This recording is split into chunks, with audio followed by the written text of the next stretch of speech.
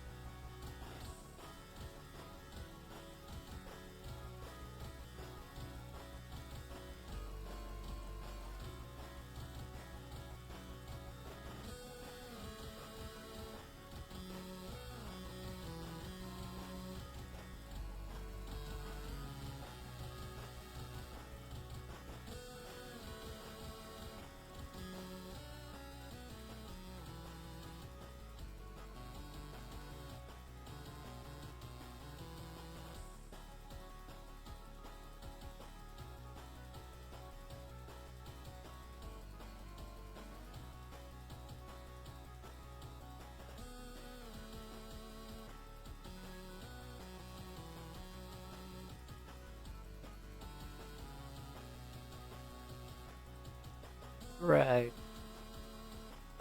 Enjoy the game. I'll be here making noises, I suppose. I drink a beer.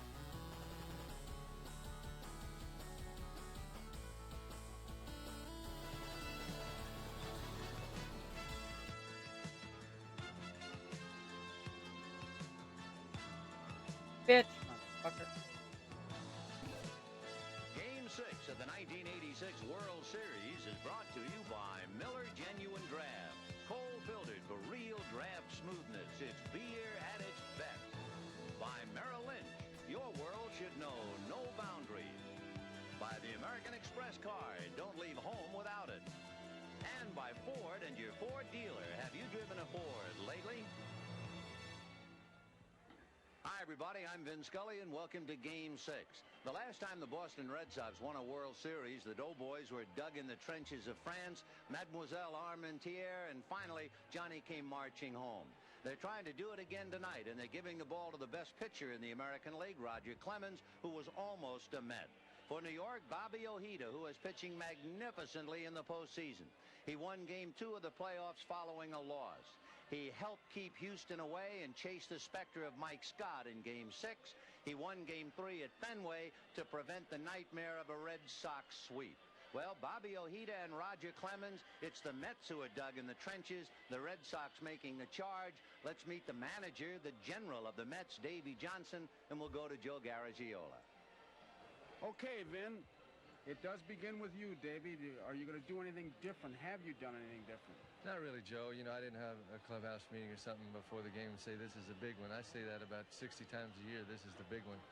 The guys know it. This is a very pivotal game for us.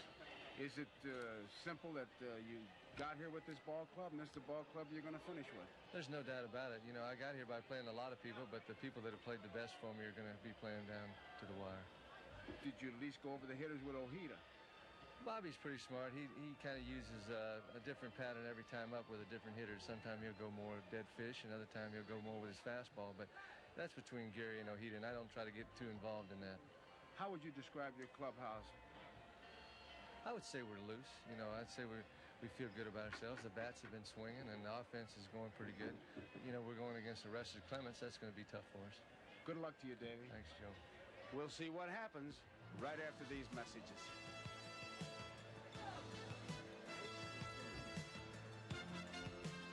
Well, that's baseball, and it's my game. You know, you take your worries to the park and you leave them there.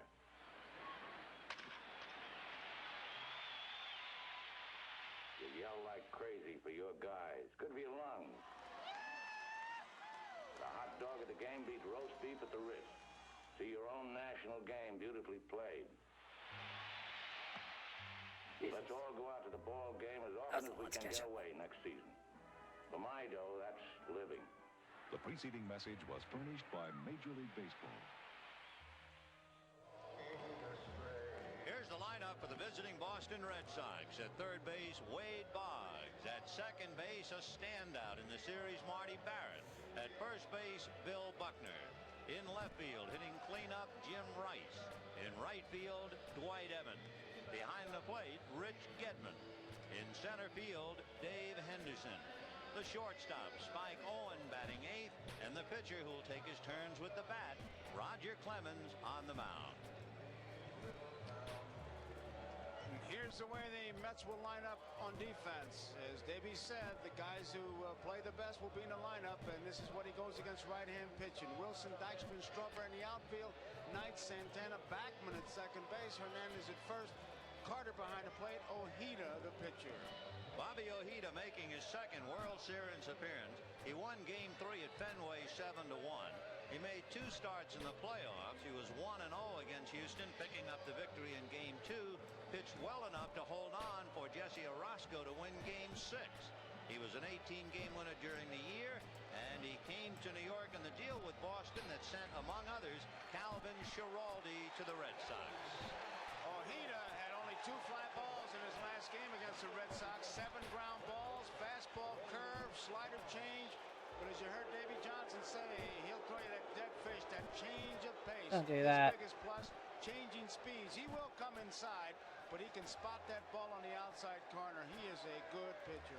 It will be noisy here at Shea on Saturday night. It is a festive, highly enthusiastic crowd as Wade Boggs awaits the first pitch. A strike. Chad, I can't believe Wade Boggs is dead. Again, very much alive. 0-1 to Boggs, followed by Barrett and then Buckner. Breaking ball missed, 1-1. The plate umpire from the American League, Dale Ford. Working the bases, John Kibler, Jim Evans, and Harry Wendelstedt. Joe Brinkman on the left field foul line, Ed Montague on the right field foul line. 1 ball, 1 strike. And there's a hopper off the glove at third of Knight, and Santana can't pick it up, and Boggs is aboard. So we'll await the judgment from the 3 official scorers. It's pretty apparent that Boggs was going to go to the opposite field all the way. Knight just does flick, and Santana looks like he might be able to make a play, but he can't find the handle. And Boggs is on. With a base hit, the official score just flashing the sign. Marty Barrett hitting in the number 2 slot with Boggs aboard. Interestingly enough for Barrett, he has been on base 12 times in the World Series. He has hit in all 5, the only player to do so, and yet he has failed to score a run. Strike. It'll be a pretty good battle because Ojeda knows that Barrett will be trying to hit that ball to the right side. He's got a hole between first and second. Hernandez has to hold Boggs on. And when you know what a hitter has to do, it gives you a bit of an edge, but it'll be a pretty good battle. Dykstra shading him a tad towards right center. 0-1.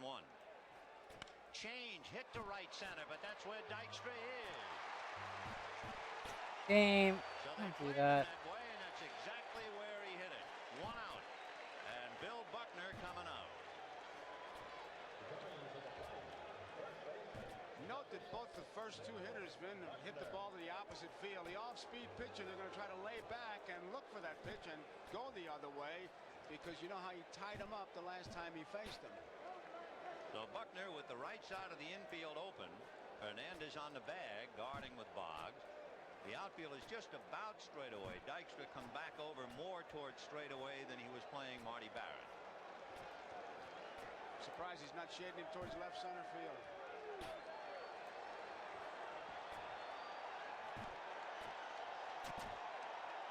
Boy, this crowd came here to make some noise tonight.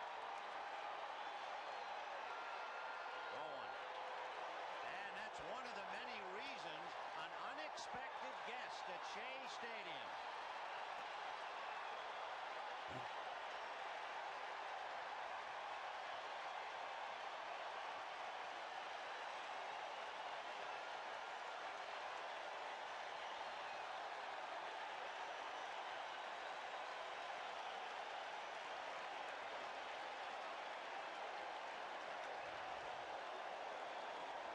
Well, he took the expression, why don't you drop by, literally and figuratively. That's about the only way to beat the traffic in this town. 1 ball and everybody got a kick out of it. 1-0 the count to Bill Buckner. And I'll tell you what, Wally Backman almost jumped out of his uniform when that man came down in front of him at second base. And why not? Oh, are they up Saturday night at Shea? 1 ball and no strikes. Ball 2. It's not even a full moon. Buckner having a look at Rene Latchman. Latch going through the signs. Boggs an interested spectator too at first. As you can say, they're pinching the middle. Backman way off to his right, Santana to his left. So they're both shading Buckner up the middle. And he missed him 3-0. So they're expecting Buckner to go that way. 1 out, first inning. In there. If there would be a pitch he could pull, it would be the 3-1 pitch. But with Ojeda, his big strength is changing speeds. He'll throw you something besides the fastball when he's behind.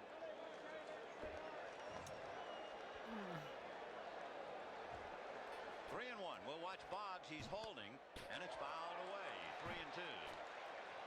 So they didn't play run and hit on that one. We'll see what they do this time. Remember, Buckner with the bad legs is a definite double play possibility. Second in the major leagues in grounding into double plays.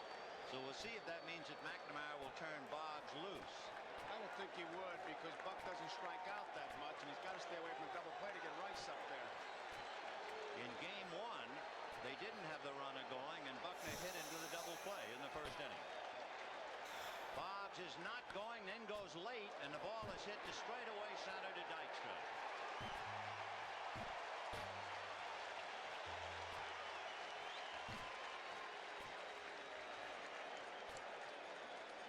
Two out in the first inning. Wade Boggs holding at first, and here is Jim Rice.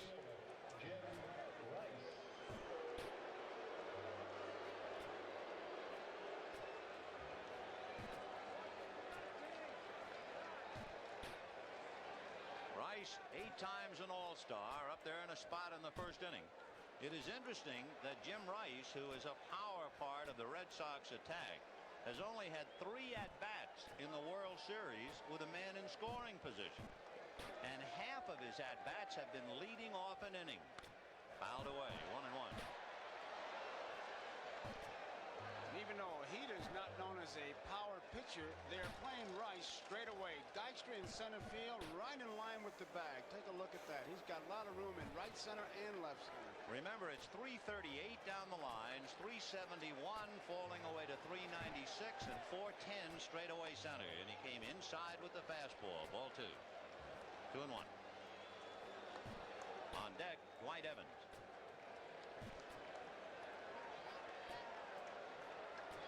2-1. Change, and he was way out in front of it.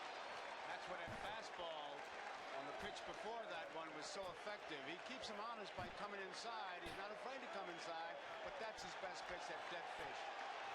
Deuce is wild on Rice in the first inning. High foul off to the right and way out of play. The temperature at game time, 53 degrees. A little on the damp side. They're talking about rain perhaps sometime tomorrow.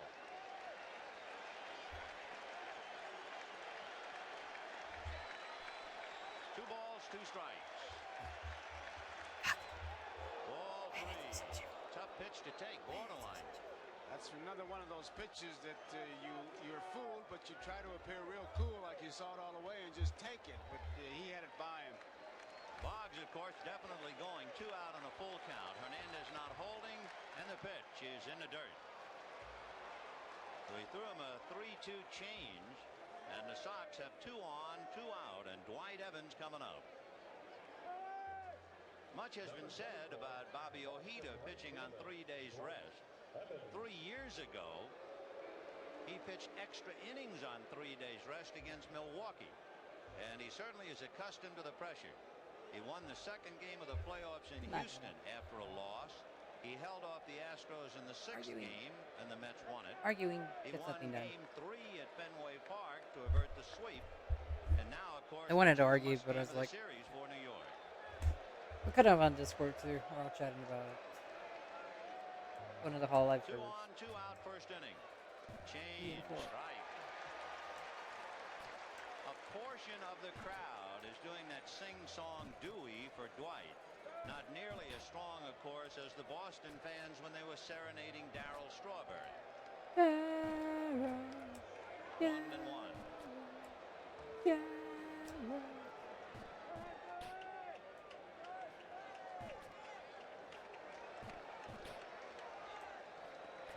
Boggs at second, Rice at first, 2 out. High drive up the alley in left center field. That's trouble, heading for the wall and off the wall. Dykstra plays it. 1 run will score on a double by Evans, and Rice holds at third. So Dwight Evans hits the left center field wall for a long double and a run batted in. And with first base open, the left-hand hitting Rich Gedman coming up. Ball well hit, but played perfectly. Fuck! He gets that camera in good shape, hits the cutoff man, and with that, Latchman holds Rice at third. So for the Mets, who won 108 during the regular season, 4 in Game? the championship, Dude, the game. 2 in the Oh World my Series, god, the game. 114 wins, Fuck! not enough. And the Game Orioles froze. trailing in the first inning against Roger Clemens. Fly ball to right center, a late start, but it's high enough for Strawberry to put it away. However, the Red Sox get a run on 2 hits and lead 2. At the end of half an inning, Sox 1, Mets coming up. We have not had a team come from behind in this 1986 World Series, and the Mets are fully cognizant of that. And here are the fellas who are going to try and do it for the first time in 1986. Len Dykstra in center, and Wally. Dude, the game is doing that thing I don't like, where it's like it's hesitating. It's like raising it for a frame, and it makes me not accurate on jumps, and I don't like Ray that. Knight at third. Mookie Wilson in left field. Rafael Santana, the shortstop, batting ninth. The pitcher, Bobby Ojita. And And the defense for the Red Sox, Rice, Henderson, and Evans in the outfield. Boggs, Owen at short, Barrett at second base, Buckner at first base, Gedman behind the plate. Clemens is on the mound. I must say, Vin, I'm still waiting for Dykstra to at least test Buckner. Well, we see that might very well be the trick tonight. Roger Clemens is attempting to clinch his 4th championship in the last 4 years. He was the winning pitcher in the final game of the '83 College World Series. Then, while pitching for the New Britain Red Sox, he won the Eastern League Championship. In the 7th game of this year's American League Championship Series, he beat California. And, of course, now he's out there trying to clinch it for Boston tonight. Outstanding fastball. He can ride it high, and that's the pitch. Even talking to Tom Pachorek before the game, he said, you better lay off that high fastball. He can sink it. He's got a slider, curve, a forkball, and he can work that strike zone in and out and up and down. And I think that's rare when you can work the strike zone up and down. Well, Lenny Dykstra will be the first one to test him, followed by Wally Backman and then Keith Hernandez.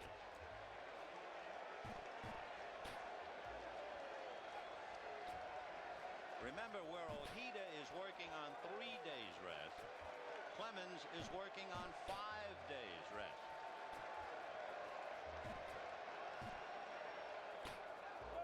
So Dykstra right after him with a full swing. He's going to have to work that count to 3 and 2, although Clemens has outstanding control. 0-1 to count to Lenny Dykstra.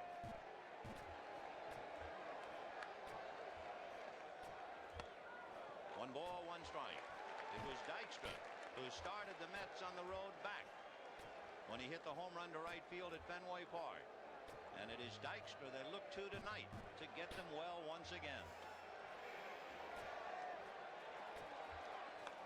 There is the attempt, but that fastball was by him, and Hit it again. He did get it down. It would have gone more to third than to first. Clemens, in addition to being a good fielder, Dude, why is the game doing that? Please stop. Fastball, a difficult ball to bunt. They describe Clemens very simply. He's an ordinary pitcher with a 150-mile-an-hour fastball. Very ordinary. 1-2 the count. He is something. 2 balls, 2 strikes. You joined us late. Dwight Evans doubled in Wade Boggs. And the Sox lead 1-0. We're in the bottom of the first inning. 2-2. Got him. And he did it with fastballs. He did not give him any off-speed pitches or anything but that great fastball. So Dykstra caught looking for out number 1. And watch where he spots it. That's no accident. 1 away, and Wally Backman coming up. And another threat to bunt. Wade Boggs plays him on the grass. Barrett is at the ready to charge because of the immobility of Bill Buckner. He and Buckner got a defense set up. Fouled away, and he was jammed and late. When Backman bunts, he's a .500 hitter. He went 10 for 20 this year when he gets that bunt down for a base hit. On deck, Keith Hernandez. Boy, Shea Stadium is just bristling with electricity and excitement. In there, strike 2. I tell you, Gedman has a big mitt. I saw it before every game, and I can hear that fastball pop up here. That's like throwing a marshmallow into a pillow, and he can make it pop. That tells you, radar gun doesn't have to tell you how hard he's throwing. He is really pumping. 0-2. Fouled away off third, well back into the crowd.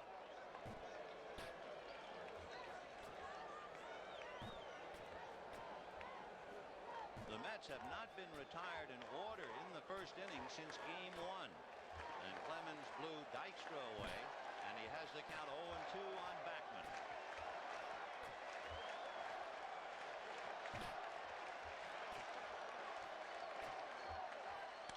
Hit foul down the left field line, back in the crowd.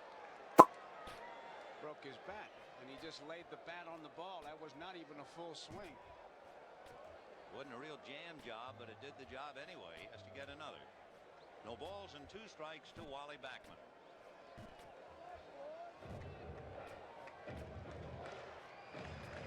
Davy Johnson, as he said in his conversation with Joe before the start of the game, did not have a pre-game meeting because, as he said, I've told the ball club 60 times a year. They know what it's about. So there was no meeting, no exhortation, no pep talk.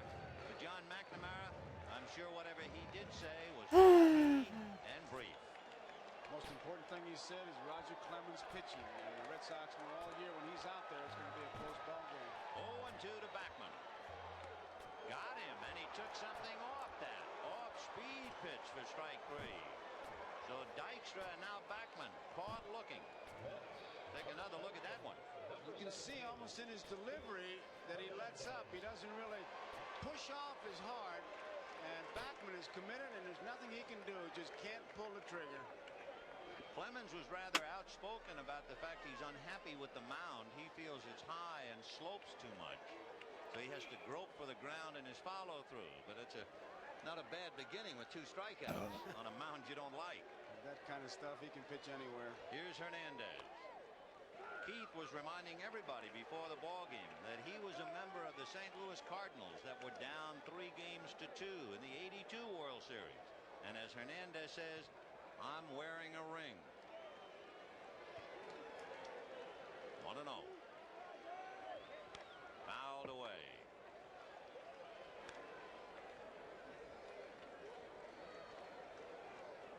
Roger Clemens, with 5 days or more of rest, is unbeatable so far. 9-0.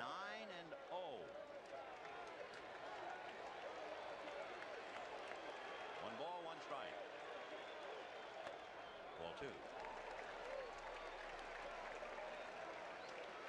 1-0 Red Sox, first inning. On deck, Gary Carter.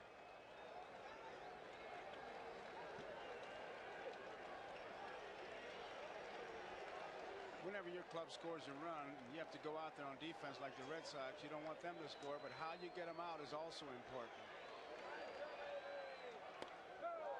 He had a good swing and a good fastball on the count 2-2. If he goes according to that graphic and strikes out the side, what a lift that'll be to the Red Sox. And remember, there were 2 balls hit pretty well to straightaway center, a double off the wall and a high fly ball to right, so the Sox were hitting the ball out of the infield. And that's hit out of the infield, but right there is Dave Henderson.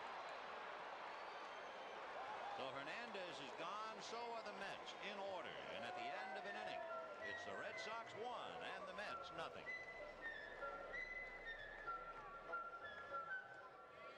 The 1982 team photo of the University of Texas baseball team, and 3 men have emerged to the World Series. Number 1, Roger Clemens.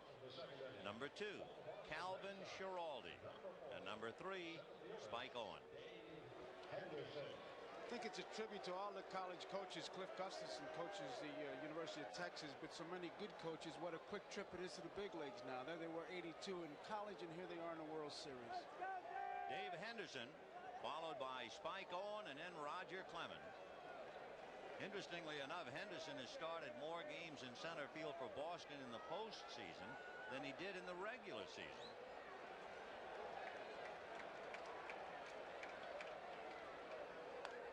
Ball 1.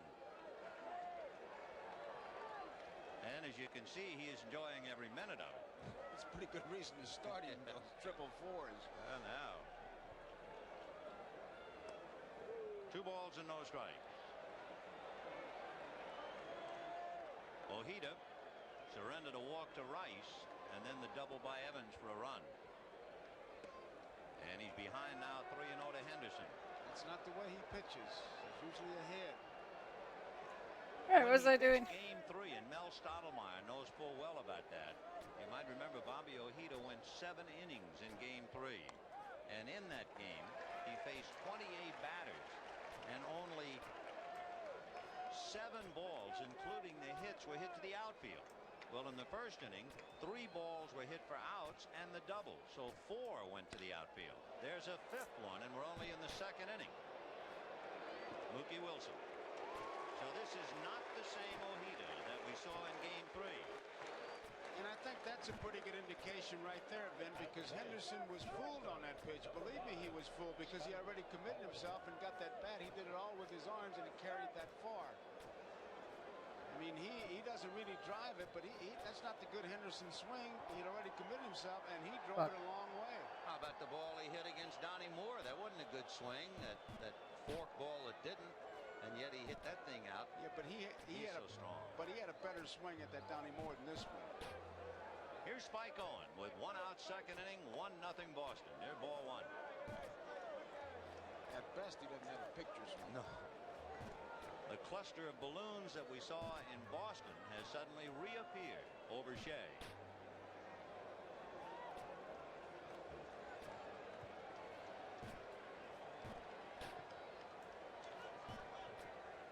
In there. 1-1. Spike Owen. Roger Clemens on deck.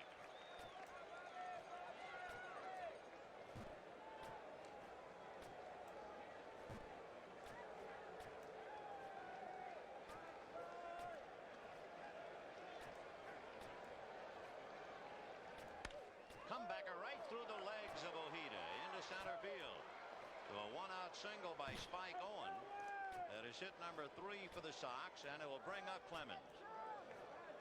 Looked like a breaking ball, and he sends it right back up the middle. He waits on it, Owen does. You see it. Now watch him hit down on it. Right back up the middle. It's a goal right through the wicket. And with him on at first base, Clemens now gets a chance to help himself by bunting him over, and Hernandez has already set up his defense. He'll be charging pretty hard. In his previous game here at Shea, Clemens' first at bat found Owen at first, and he was allowed to swing 2-0, which shocked everybody, and he eventually was aboard on an error. Strike. He had 3 trips to the plate in that game. He was aboard on an error, sacrificed, and flied to right. You have to be careful of Hernandez at first base, because when he goes in and talks to the pitcher, he may say, now on the second pitch, I'll go in a couple steps and go back. You have to be really leery of him. He's always in the game. Ray Knight way in on the grass at third and committed to come in even more. There it was.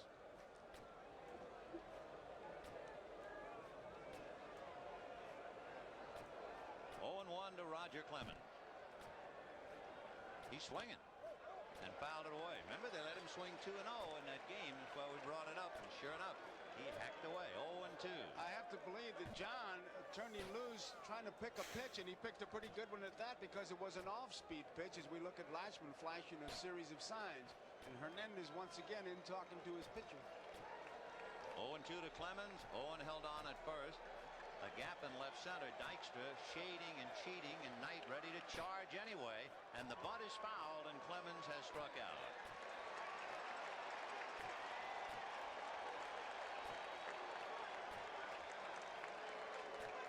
Two down in the second inning, and that will bring up Wade Boggs, who singled off and under Ray Knight's glove to open up the game, and eventually came around to score.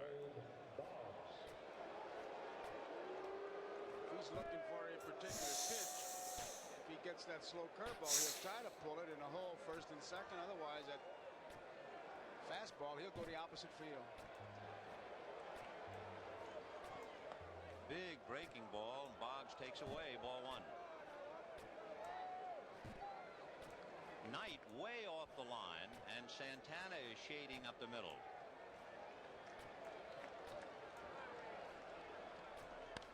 And he fouled it off. 1 ball, 1 strike.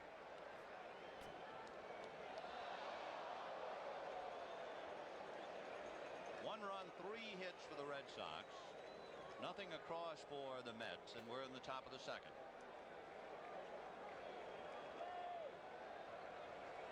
There goes Owen, and there's a base hit through the hole, vacated by Backman. On his way to third is Owen, and they'll hold him on a strong throw by Strawberry that's cut off by Hernandez. What a job of execution. Backman broke to cover second, and Boggs drilled it right to the vacated spot. And it was a slow curveball, a ball that he can handle now. He starts, and Owen gets a pretty good jump. Now you see the ball shooting by him, a slow curveball. He was able to pull it, and you can see Backman over near the bag. Well, you try and outguess Boggs, and you figure left-hand hitter, maybe he's going to go the other way again. So you have the second baseman cover, and he burns you. And now here is Marty Barrett, who lined out in the first inning to Dykstra. Change for a strike.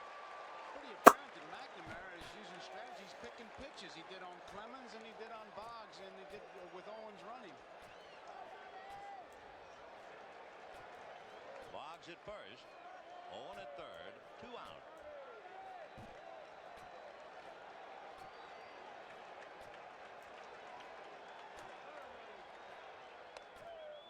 Showed him the fastball, 1 ball and 1 strike.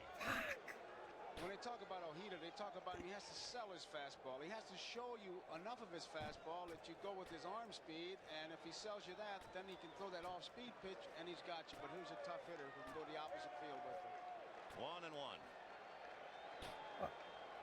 And he goes foul, trying to take him to right field. 1-2. The Sox scored in the first inning, but they left 2.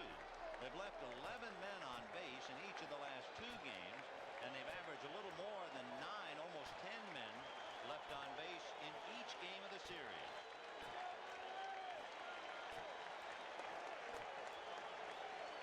One and two, and the Mets fans want an out.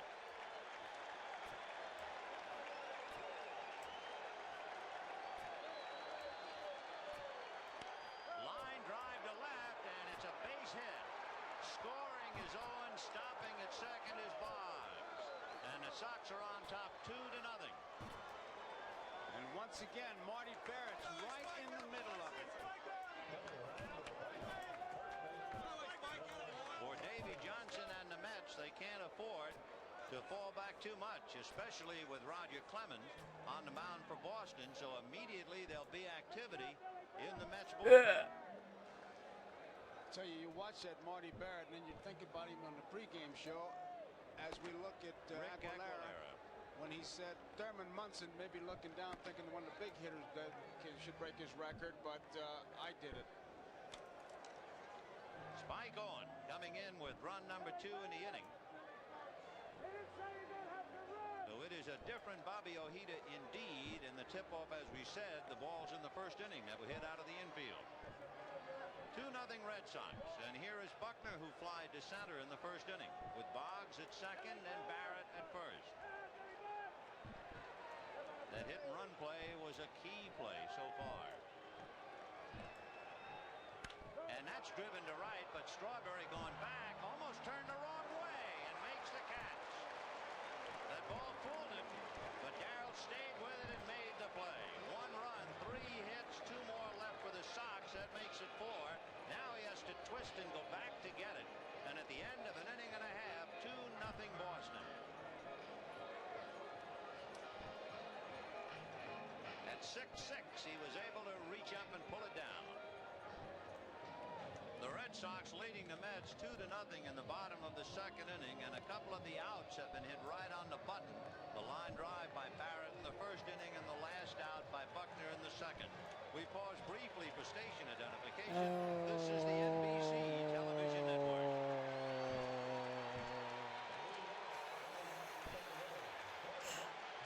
Ojeda has been shaky, and Rick Aguilera continues to throw in the bullpen.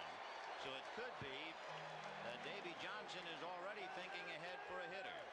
Meanwhile, Gary Carter, Darrell Strawberry, and Ray Knight come out.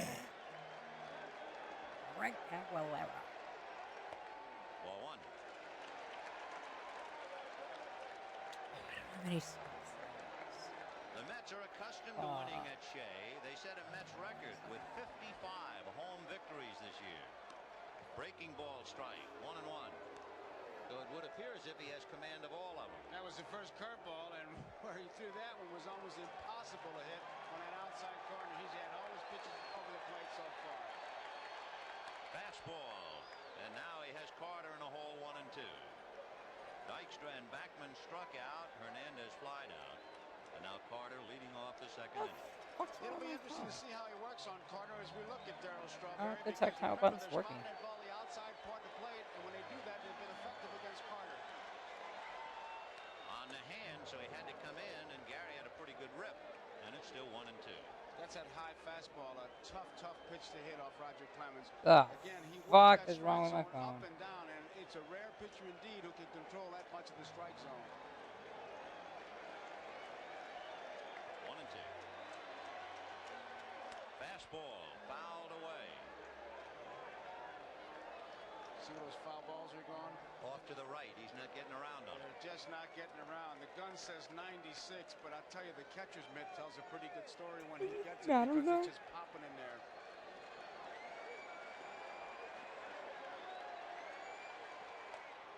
Two and two.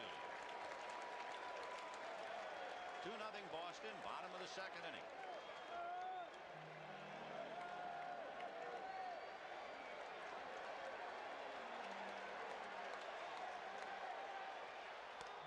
Ball 3. And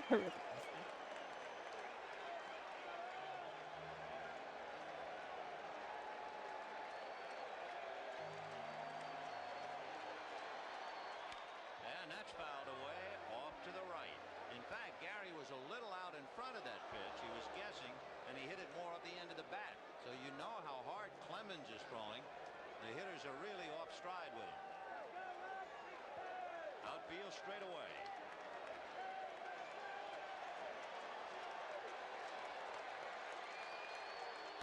High pop foul off to the left. Gedman coming over along with Wade Boggs at the dugout. No play. That will give us a chance just to mention that Rick Aguilera has stopped throwing in the Mets bullpen. Ooh, that's pretty. They're not going to give up on the foul balls very soon in this ballpark because the wind swirls. Watch Gedman. Ooh, that's Near been the pretty dugout. good He just trade. found it right there, so he's going to tiptoe a little bit, but he knows he can't get it. 3-2 to Gary Carter.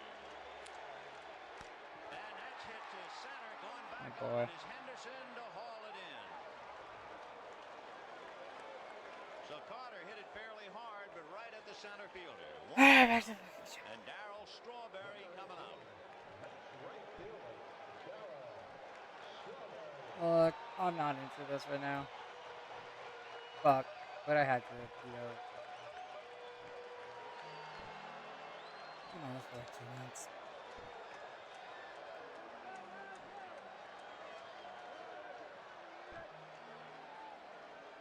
Ball 1. One away, second inning. Red Sox 2, Mets nothing. On deck, Ray Knight.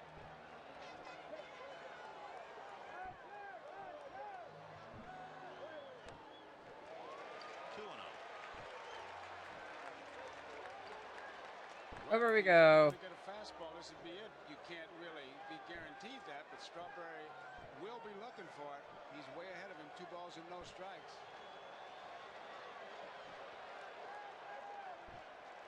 There it is, and he was a little late. It was in a good spot, and he couldn't get around on it. Strength against strength, and he just didn't get around on it. And 2 balls and no strikes. Pull hitter, guy who can hit the low fastballs. A tip off on how hard Roger is throwing. 2-1. I see that game. 2 balls, 2 strikes. 2-0 Boston, second inning.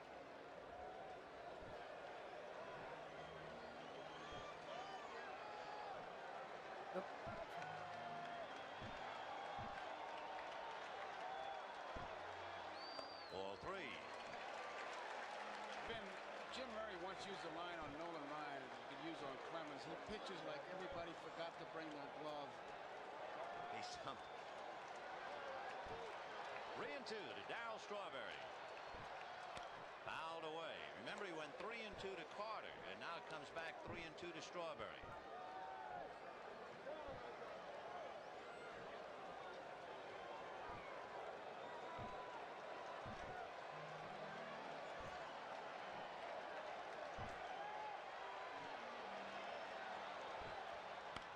High pop foul off third. He didn't get around on that one. However, it's back in the crowd.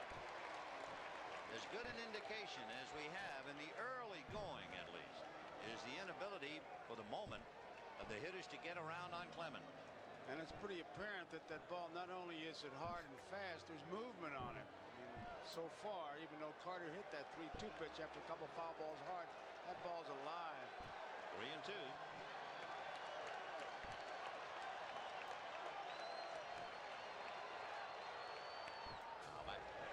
So he had Dykstra and Backman strikeout. Hernandez a fly ball to left center. Carter a fly ball to center. and Strawberry working on a full count. And fouled off to the left.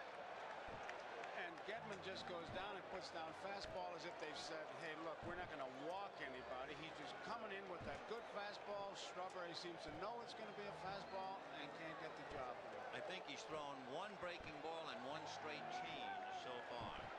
However, he's made 20 pitches in this inning. Most of them strikes. He's not walked. 3-2.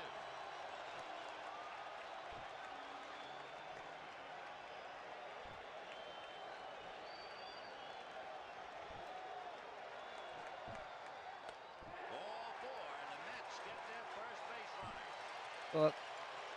Look. Oh.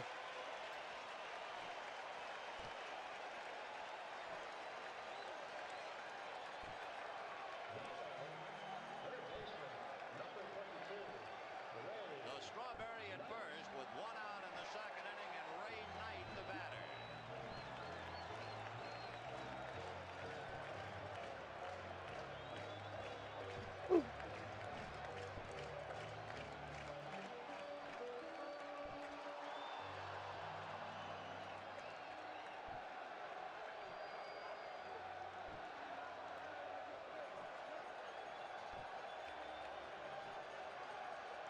Oh, just short.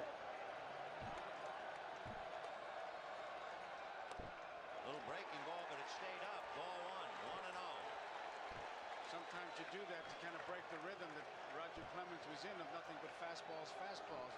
Remember, Davey Johnson used Howard Johnson against Clemens, and Knight was very unhappy. He wanted a chance. Oh, at it, Joe. and there it is.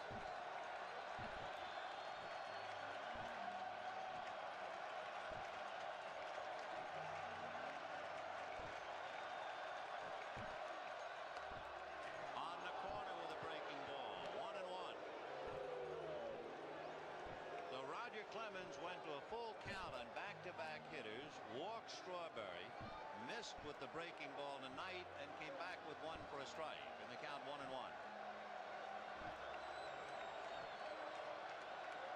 1-1. Oop. Oh.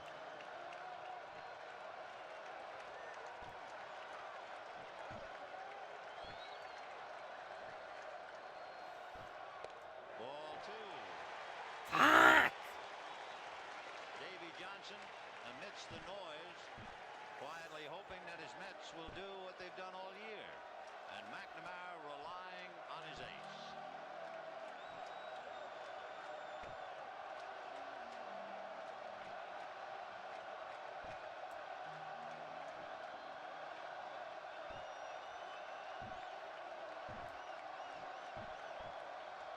Two and one.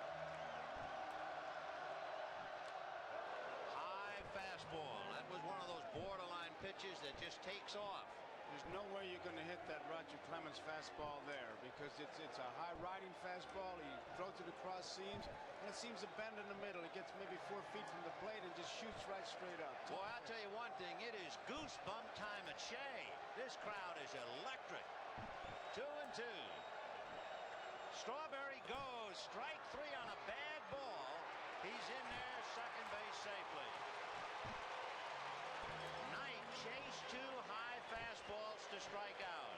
Oop, And short Marty again. Barrett at second base really Fuck. tried to decoy Strawberry. The key to this, watch how Barrett nonchalantly goes into second base and takes the throw. He's not Fuck just me, standing man. there and then walks into it and tries to make the Sucks as tag. the You Mets thought are he against had it. fucking Roger Clemens right now. Strawberry, a straight steal. He's one of those fellas that Johnson says go when you got a chance. Barrett really did a job of decoying, but Strawberry didn't go for it. He didn't buy the decoy, and he's safe. And Clemens got away with it. 2 rising fastballs out of the strike zone, and Knight chased them both. So instead of perhaps 2 on and 1 out, you have 2 out, a runner at second, and here is Mookie. Mookie Betts. Nope, Mookie Wilson. Mookie Betts is named after him. Ball 1. He wouldn't chase that fastball. Most of the hitters in the American League, I think, fall into the pattern. If that fastball is anywhere above the belt, they lay off it. It's going to explode and sail on you. It's alive. It's alive.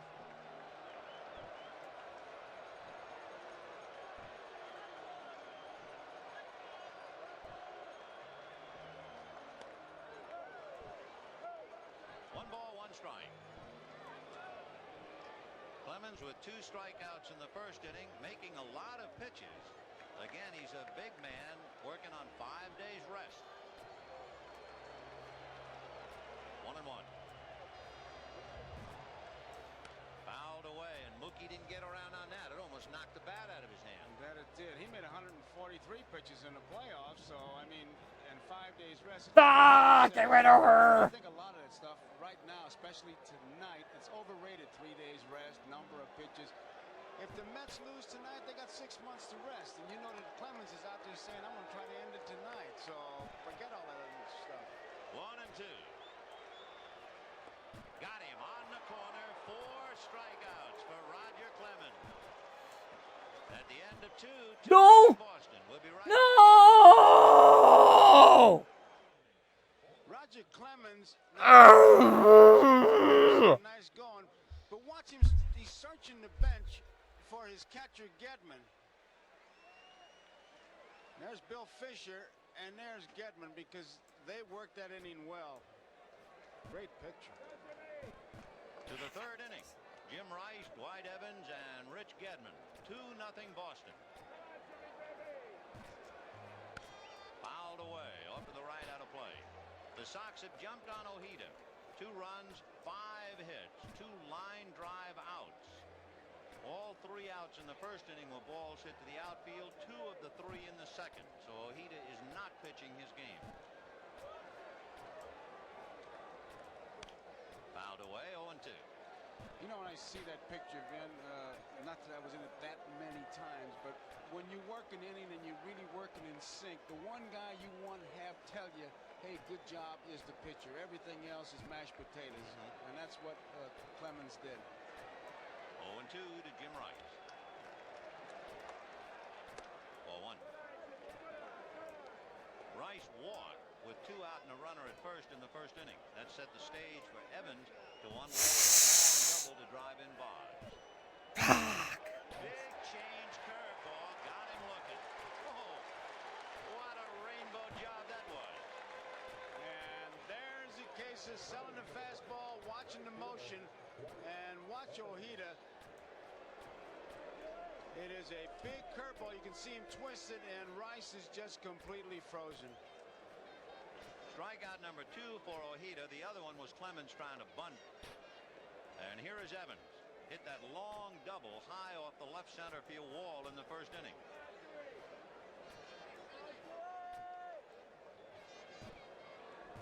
Blech.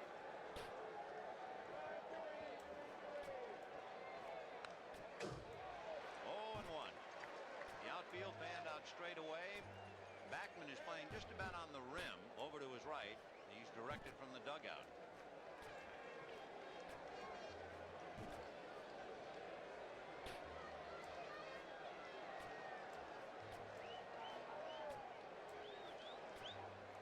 Breaking ball, 1-1. You know, as you watch Backman at second base, it's kind of a dark park, and he really has to stare in to get the signs. He really bears down. He was almost like bent over. There he goes. He's trying to get Carter's signs. He has to know what the pitch is.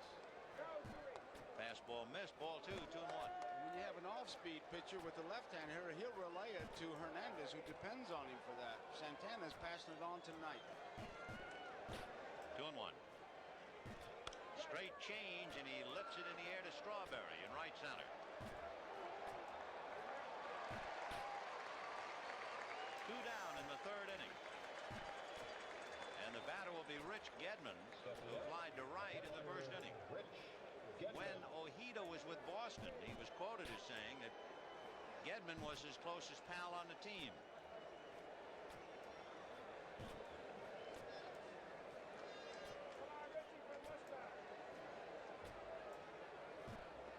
Half swing on that low breaking ball for a strike. That friendship really ceases in a hurry in a World Series, doesn't it? A young man who has had his shot and came up empty 4 times, which is shocking in itself. Dwight Gooden. 0-1.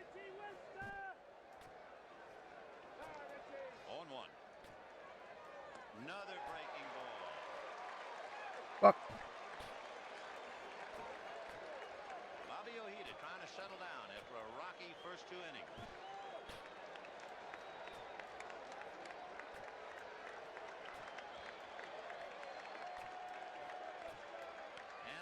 breaking ball and a check swing foul. Latch handling that. Still 0-2. It is a completely different game. You might have seen Ojeda look out and shake his head at Backman. In his other game against the Sox, he had a lot of ground ball. He hadn't had one yet. Got him on the big sweeping curve. 3 strikeouts for Ojeda. The crowd trying to spur him on now, and at the end of 2 1/2, the Red Sox 2, the Mets nothing.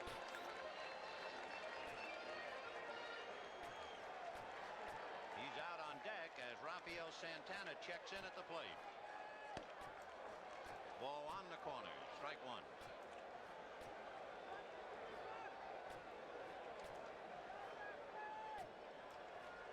Boston 2, Mets nothing. Bottom of the 3rd. Fouled away, and again off to the right. We haven't seen anybody pull a Clemens pitch yet.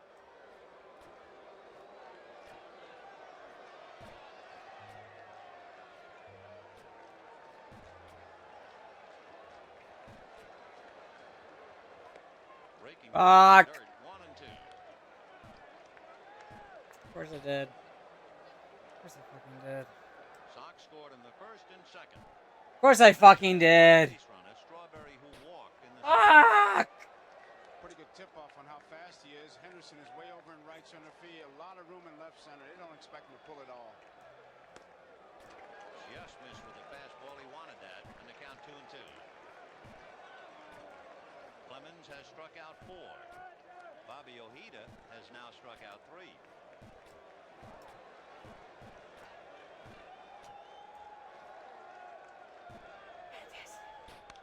Pop off to the right, twisting towards the stands and out of play.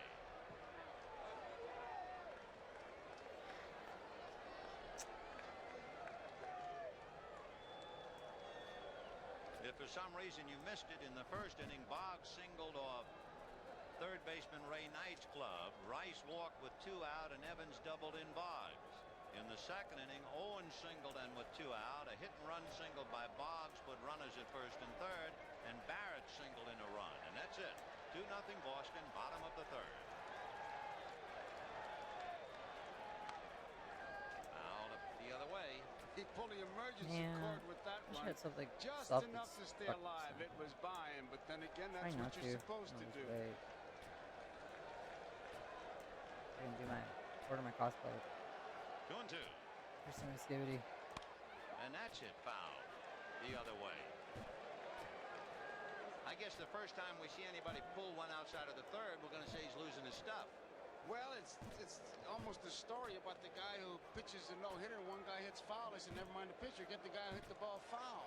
The guy that pulls it is going to make the story. 2-2. Breaking ball got him. So with all the smoke, he strikes out number 5 with a curve.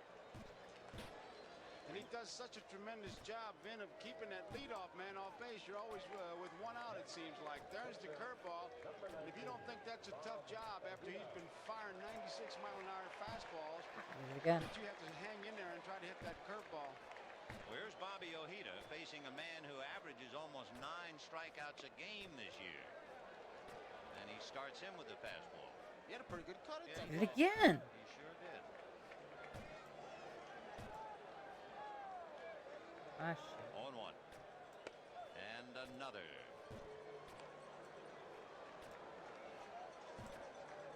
Ojeda only walked once all year, and he strikes out more than any other thanks. Mets pitcher during the Slate regular Spire. year, so he's in trouble. 1-2.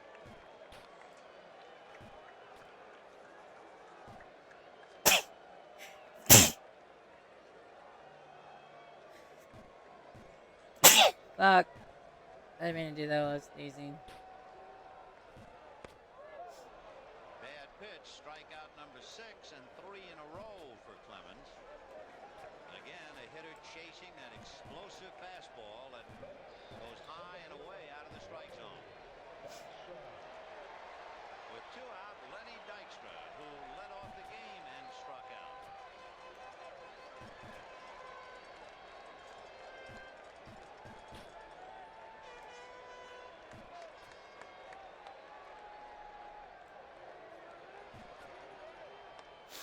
starts him with the fastball. And a strike. So Knight, Wilson, Santana, Ojeda have all bitten the dust after Dykstra and Backman open up the game on strikeouts. 0-1. Back. Foul the other way. And it's 0-2 again.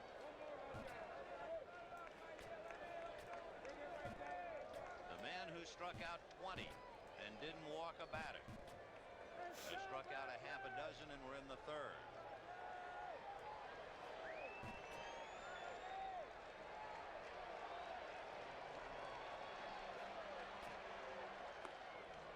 Change that time took a lot off the fastball. 1-2.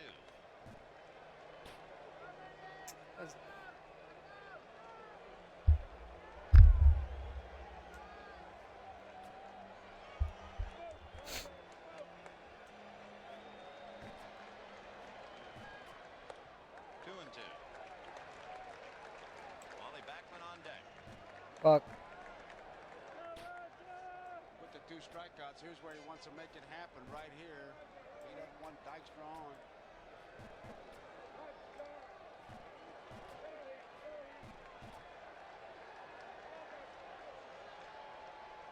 And as a one-hopper to shortstop, little English on it, but Owen throws him out, and the Mets are gone and ordered.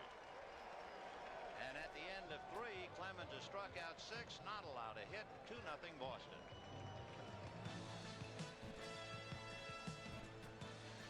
2-0 Boston, top of the 4th inning, with Henderson, Owen, and Clemens due out. Henderson flied to left in the 2nd inning. Ball 1. Dude, I'm all in the fucking direction. What the fuck? 1-0.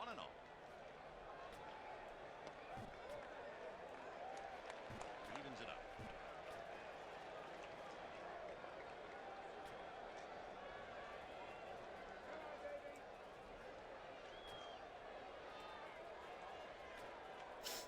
And a good change following another good change in the count. 1-2. That's that dead fish that Dave Johnson talks about, and talked about it in the pregame.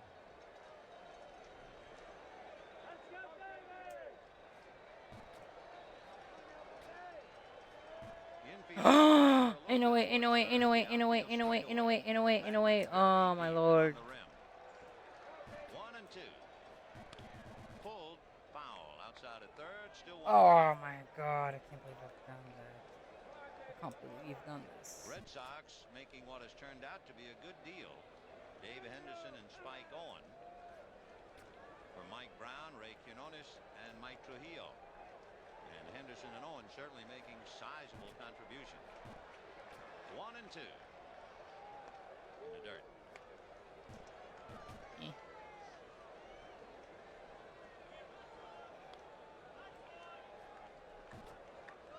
Hot dog. Tonight, 55,078. 55078. 2-2. And a busted bat. Fly ball to shallow center. Dykstra coming on to make the catch.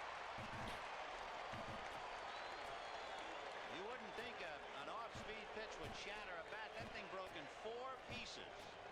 Just disintegrated. It looked like he hit it right off the end of the bat. And once again, he was completely off stride. Ojeda with that slow change of pace, and Dykstra a tough play because you go by the big swing of the bat playing deep, and he had a home run swing, hit it on the end of the bat, and Bott dunked one in there. So the batter is the shortstop, Spike Owen. Single to center in the 2nd inning. 1 out, 4th inning, 2-0 Red Sox. And base hit into left field. Though we still haven't seen a Red Sox batter hit one on the ground for an out. And that's very much unlike Ojeda. And Hernandez to the mound. Owen is 2 for 2. Boston pitcher Roger Clemens. 6 hits for Boston. Here's Clemens coming up. Tried to sacrifice, swung once, and then bunted foul.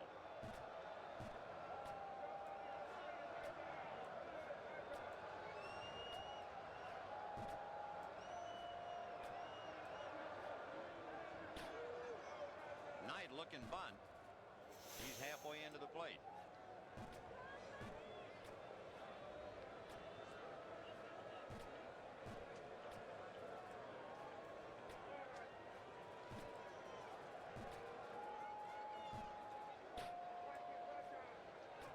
You know, that's tough being a third baseman with an off-speed pitcher and right-hand hitters. I don't care if he is a pitcher. You're coming in there and he's liable to rearrange your molars.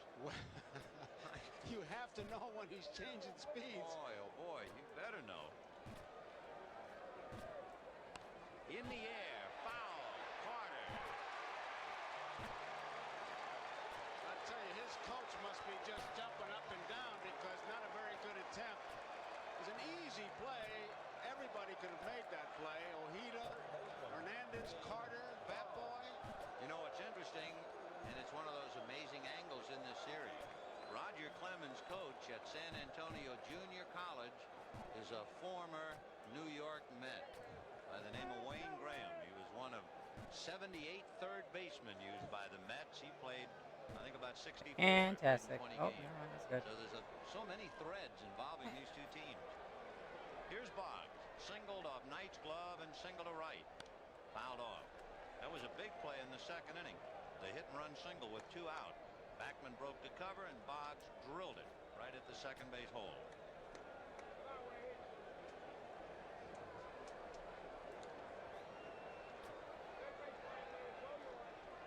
Oh and 1. High bouncer over the mound, but Santana says he has it, and he goes to first for the out. No runs, 1 hit, the first ground ball for Ojeda. At the end of 3 1/2, 2-0 Boston. Here's a game within the game. Dykstra is the batter. What He gets the him with the fastball. Watch him tail it away. Catch that outside corner. There it is. It's not the high rider. Now Backman, it's a curveball strike. Mookie Wilson tails it away. He's made 61 pitches, Vin. 42 strikes, 19 balls. 5 of the 10 first pitches have been for strikes. Well, the Mets crowd exhorting Backman, Hernandez, and Carter to try and break the magic spell of Roger Clemens. No hits in 3 innings. He's got to try to bunt to get something started. They got to get this Met ball club. He's got to kick started somehow, some way, because with 3 innings, 6 strikeouts, he has really been in control. Backman struck out in the first inning. Strike. You know, Roger Clemens only lost once on the road this year. That was he's ejected by umpire Greg Kosk in Chicago for a call at first base in the 5th inning. What a record. The only time you lose, you get kicked out of the game. Fly ball slicing to left, but Rice has room. You know, it's easy to look at a Roger Clemens and say, man, he must have had that kind of stuff all along. But the scout who signed him, and I was talking to Eddie Casco about it, was Danny Doyle, an old catcher. I played against Danny. And he said, Casco was telling me, he called him up and he said, we got to sign Clemens. Casco said, how much? And the scout said, I don't care. Sign him. I'll put my job on the line. And as you tell that story, there's a scout in Michigan named Jim Terrell who scouts for the Mets, who must shake his head and think about the big one that got away. Over $5,000. 4-1. Joe McElwain finally went down to look at Clemens on 2 different weekends to decide whether to pay him the $25,000, and the games were rained out each time. And Joe came back and said, well, I guess some things are not meant to be. Hernandez flied to center in the first inning. Oh, you He bitch. would not go after that pitch up. Ball 2. That's the one they have to lay off.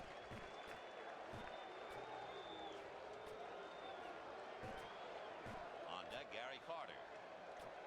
2-0 Boston, bottom of the 4th. Hopped in the air, off third. Boggs coming over as the ball slices away. He can't get it.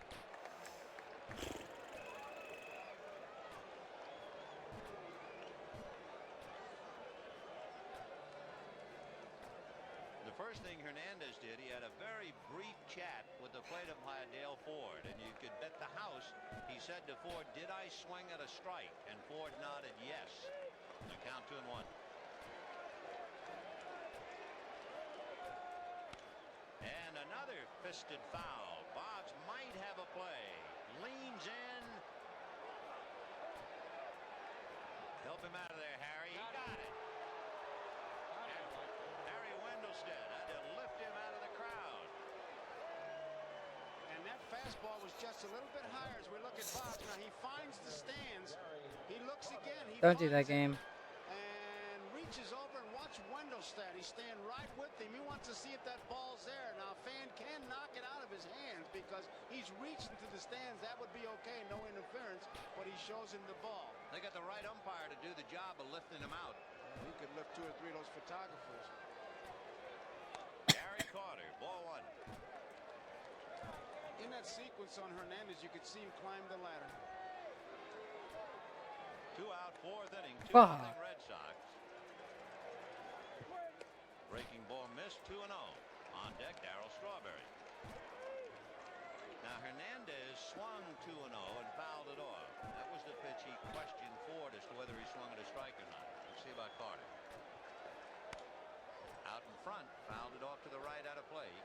He knew he could hit. He was guessing fastball and he couldn't wait. You're always hitting when you walk in the batter's box. I mean, there's no signal from the coach. 2 balls and no strikes, 3-1. You look at the coach, 3-0, 2 for that matter. And the coach will give you hit or take. A guy like Carter, I doubt if since the playground days he ever get a take sign 2-0. So you guess for a pitch. He guessed, he still couldn't do anything with it.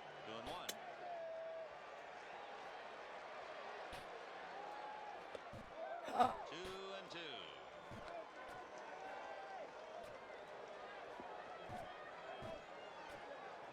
2 runs, 6 hits for Boston. No runs, no hits for the Mets. 2 out.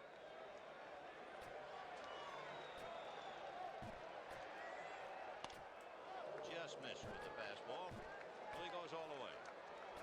The Mets have had 1 base runner. That was Strawberry, who walked in the 2nd inning.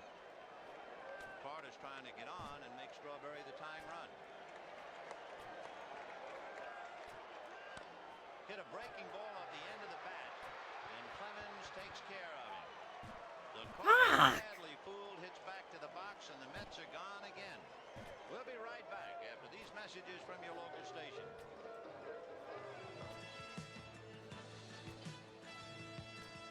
Roger Clemens is the star of the night up to here. He is not allowed a hit. He has walked 1, struck out 6, and retired 8 in a row. The only Mets base runner, Strawberry, who walked and stole 2nd base. It's Marty Barrett, Bill Buckner, and Jim Rice in the 5th inning. Strike. Barrett lined out to center in the 1st inning, and then single to left in the 2nd. He has hit in all 6, but has not scored a run. There's another base hit for Barrett, and he's 2 for 3. 7 hits against Bobby Ojeda. Ojeda is due to bat 5th when the Mets come up in the 5th inning.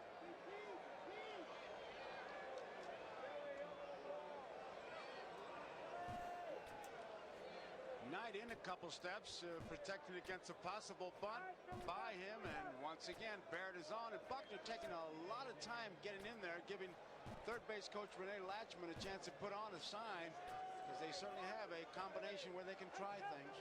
Buckner flied to center and then drilled 1 in the 2nd inning. Strawberry, after turning the wrong way, then turned the other way and made a fine catch.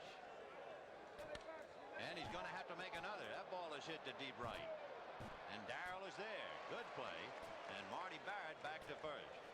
So Buck is 0 for 3, but he has taken Ojeda deep twice. 1 out, and Jim Rice coming up. Bitch. Rice has walked and struck out. 0 for 1. Bitch. I saw that game. The only ground ball off the Red Sox bat, hit by Boggs in the 4th inning when he rolled it to Santana up the middle. Change, ball 1.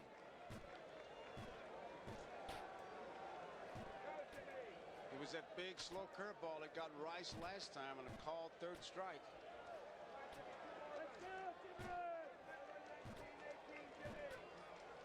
Fastball, that's hit to right, but Strawberry has it all the way. 2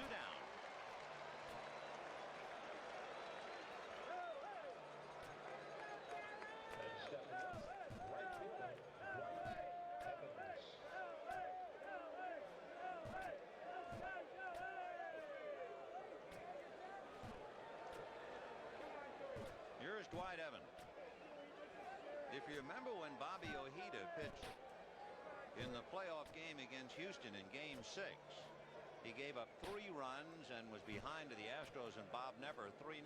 And then the Mets magic as they fought back with Dykstra's pinch hit triple, a 16-inning game, and the Mets wind up in the World Series because of it. Well, Ojeda is down 2-0. We're in the 5th. White Evans doubled in a run and flied to right. Bitch. 2-0.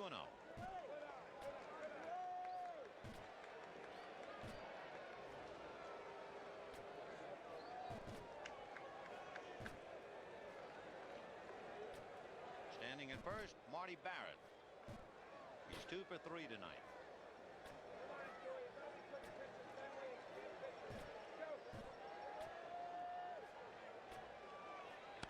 Check swing foul off to the right, out of play, and the count 2-1 to Evans. Sox with a run in the first inning. Evans doubled it in, and another in the second on 3 singles. Barrett single, picking up Spike Owen. Game, I saw that. Don't do that.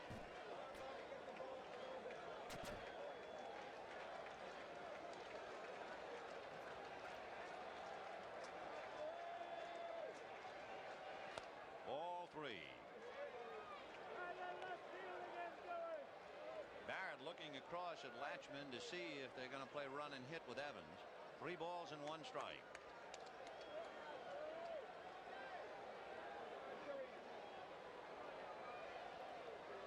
Barrett's not going. On ball 4. So Ojeda walks his second man. 2 on, 2 out, and Rich Gedman coming up. He's flied to right, and you remember struck out on 3 big curveballs in the 3rd inning. Now, Gedman has to be looking for that curveball, but Ojeda's got to say, well, until he hits it, I'm going to keep throwing it to him. I would think so. Santana and Backman have a very quick meeting. Sign switching. Barrett at second, Evans at first, 2 out in the 5th. 2-0 Red Sox. See if he starts some curveball. Yep. That's 4 in a row to Gedman. 0-1 to count. There's 2 schools of thought. Some say, well, the hitter's looking for it. I always felt, hey, until he hits it, keep throwing it.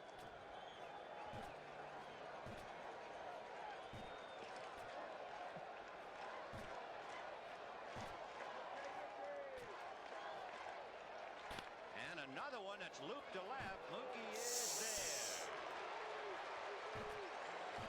So the Red Sox, as they've done throughout the series, lead 2 more. They've left 7, and it's still 2-0. In the bottom of the 5th inning, the Mets will have Darryl Strawberry, Ray Knight, followed by Mookie Wilson.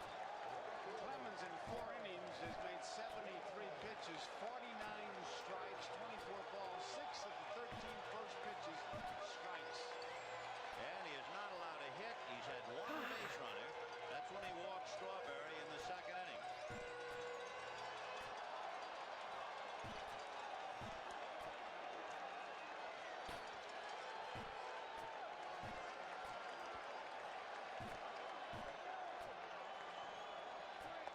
Ball 1.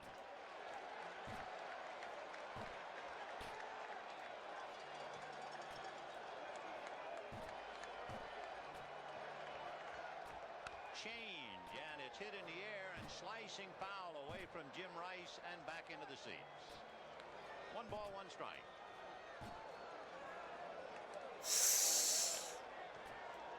Sox a run in the first, a run in the second, and that's it. Bottom of the 5th. The totals tell the story. Clemens has retired 8 in a row. Last man to get on was Strawberry, the only man to get on. Now that was a classic example, as you see Santana and Carter studying.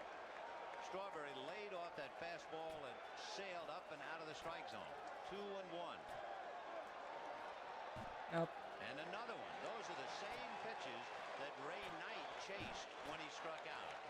It's the easiest pitch in the world to see, and that's why you chase it, but it's the most difficult to hit. So Knight trying to go to school on Strawberry. 3-1 to count.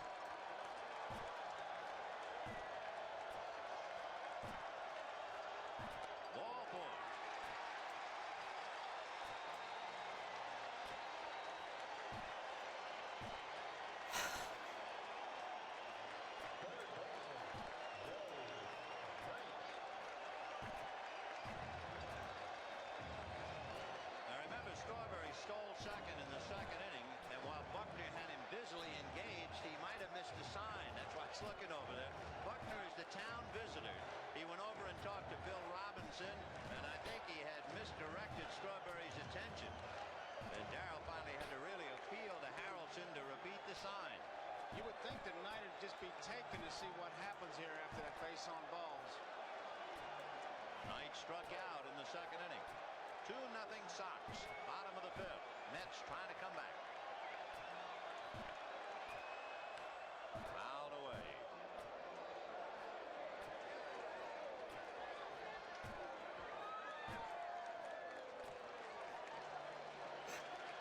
Knight and Strawberry again taking a long look at Harrelson. Fuck! Oh, thank God.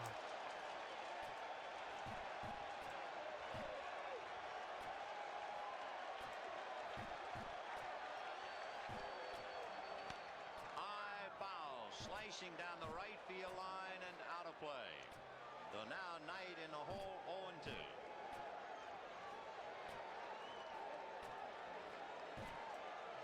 I walked On off. deck, Mookie Wilson. Of course I will.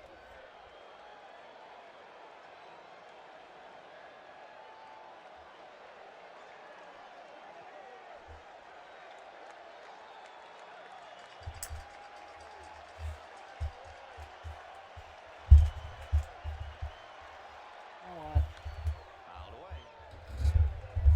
I'll grab the last. You didn't try to work on it. You thought maybe he'd go for that high fastball. Knight chased the last time, but he just went right in the strike zone with him. Watch again. In the I'll be fifth back. inning, we're a couple of Grab a hitters beer. away from Bobby Ojita's spot.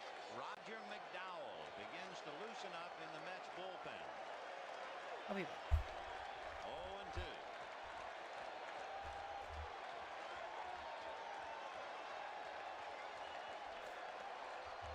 Breaking ball.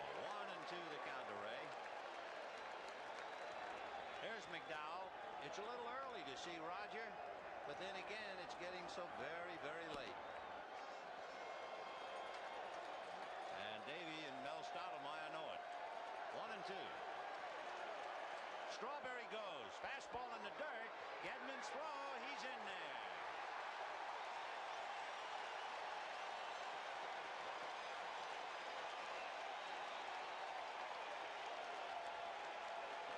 The ball is going to wind up in Spike Owens' glove, and I thought maybe the shortstop might try the hidden ball trick. Watch.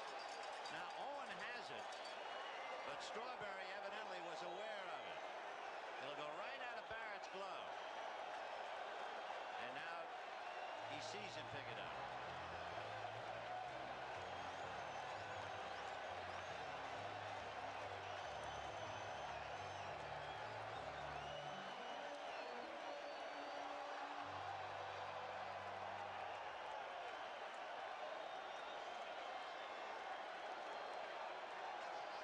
Two and two to number 22, Ray Knight.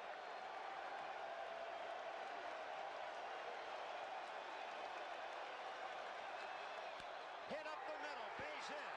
Here comes Strawberry, and he will score.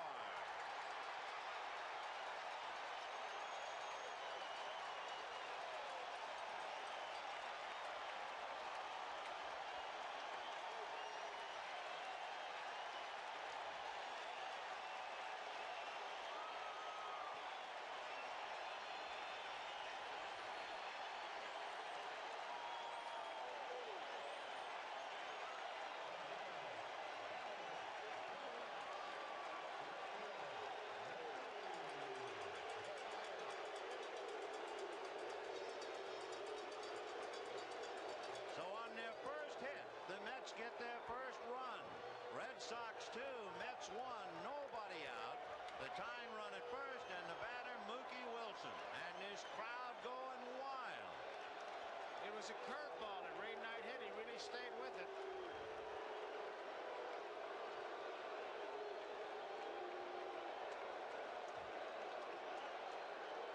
Looking bunt.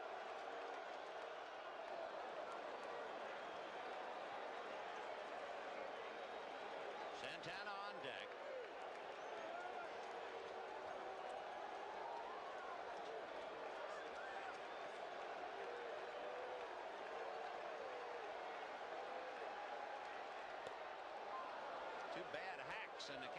too. Those fastballs have just thoroughly fooled him. They're way up and out of the strike zone. But of course, that's part of the mastery of Roger Clemens.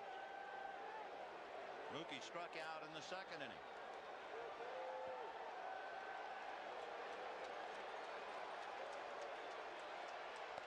Ball one.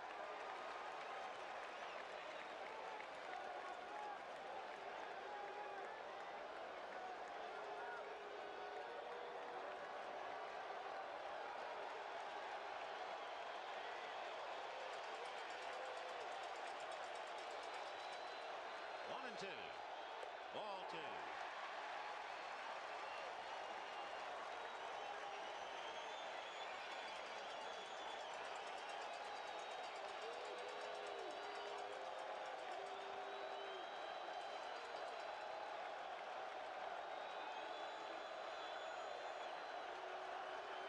He certainly doesn't want to go 3-2 with Knight at first. Fouled away.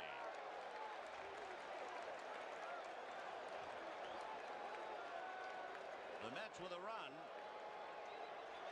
on a walk, stolen base, and a single by Ray Knight. The Sox leading 2-1. They're only in the fifth inning. Fouled away again.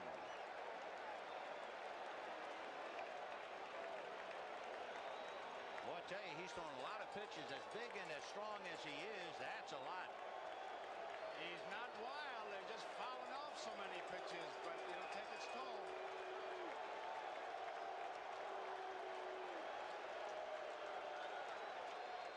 Breaking ball hit into right field. Knight to second base will hold, and when Evans bobbles, he goes to third.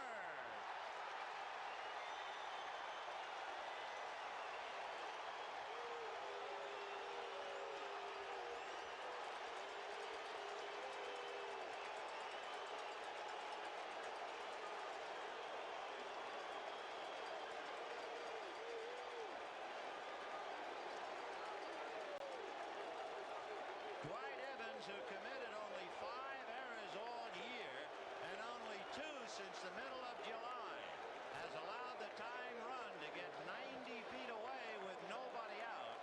And Danny Heath will come up to bat for Rafael Santana. John McNamara on his way out to the mound. The curveball is the pitch that is hurting in this inning. His fastball had been fouling off. He threw a curveball tonight. He got to base it up the middle. Mookie was behind on his fastball. He threw the curveball. He singled into right field. So it's a case now of McNamara trying to settle his young pitcher down. Nobody out. First and third. Strawberry walked and stole second. Knight got the first hit for the Mets to break the no-hitter as he singled up the middle to score Strawberry. Wilson hit a breaking ball for a single to right, and Knight takes third on the error. Here's the pitch to Mookie. Breaking ball, and he stayed right on it.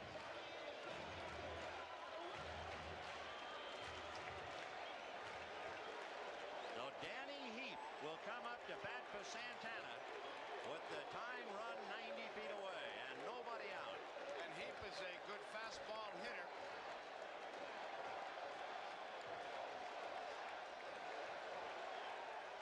A lot of meetings. Barrett goes over to talk to Buckner, and now Marty goes back to his depth.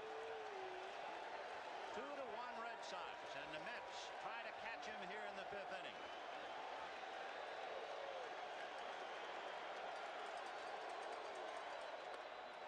High fastball, ball one. Mookie at first, Knight at third.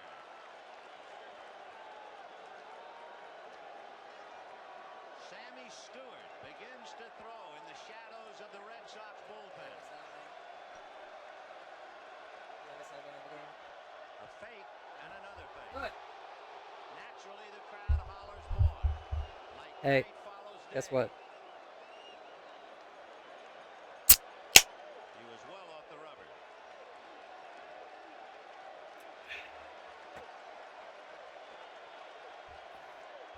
Ball two, high fastball.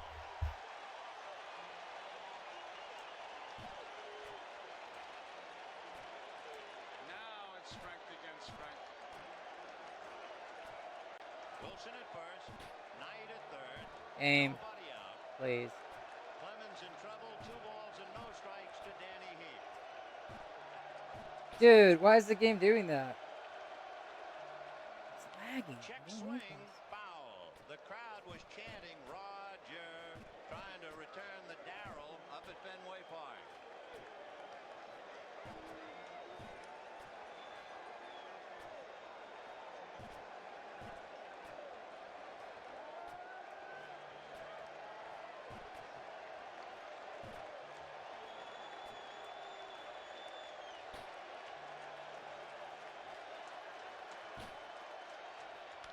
Ground ball hard to Barrett. They go to second for 1, to first. Double play. However, Knight scores to tie it up. Oh, it's that game. Guess I missed a lot. So the error by Dwight Evans has given the Mets the run. Otherwise, Knight would be now at third. Dwight, as we said, had committed only 2 errors since July. And the batter, Bob Ojeda, who has found himself even 2-2.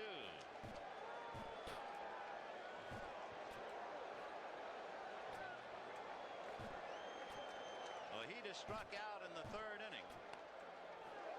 We saw McDowell throwing back of him. It's a little early to see Roger, and now that they have caught the Sox, they have the luxury of staying with Ojeda. And no one on base.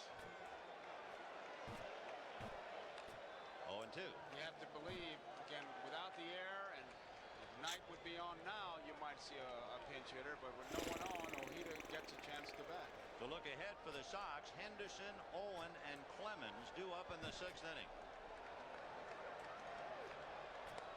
0-1. It is the first catch-up game we've had. The Sox led 2-0, and for the first time,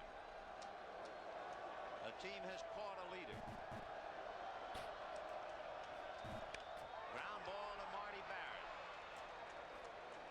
And that's it. But the Mets get 2, and they are alive and well. And the crowd is on its feet at Shea at the end of 5. A 2-2 tie.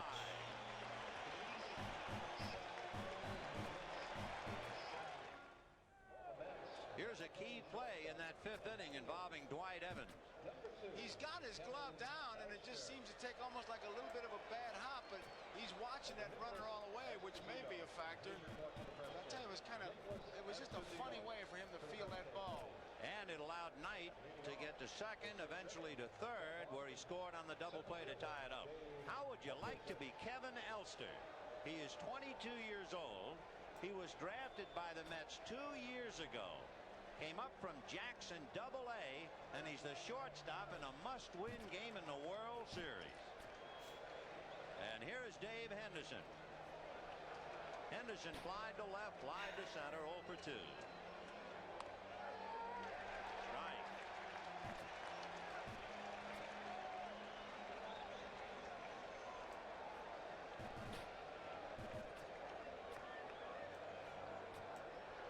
Game, I saw that. Change is in there. Strike 2. Like a soap bubble. He got that thing up there. Oh, it just floated up there. Game.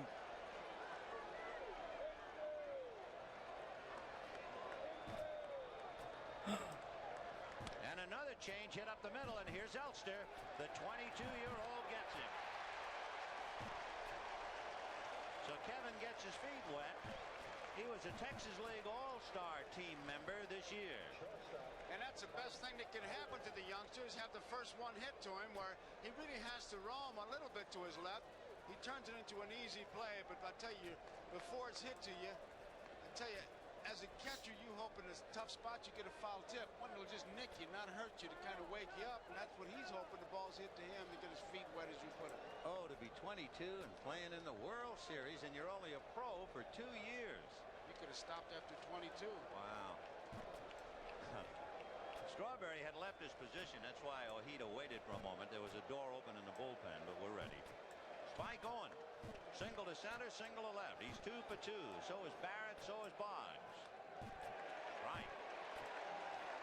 Roger Clemens, in case you're wondering, is out on deck. That's the pitch that Owen has been able to hit for the base hit. Curveball he hits down on as we look at Clemens. 0-1. 1-1.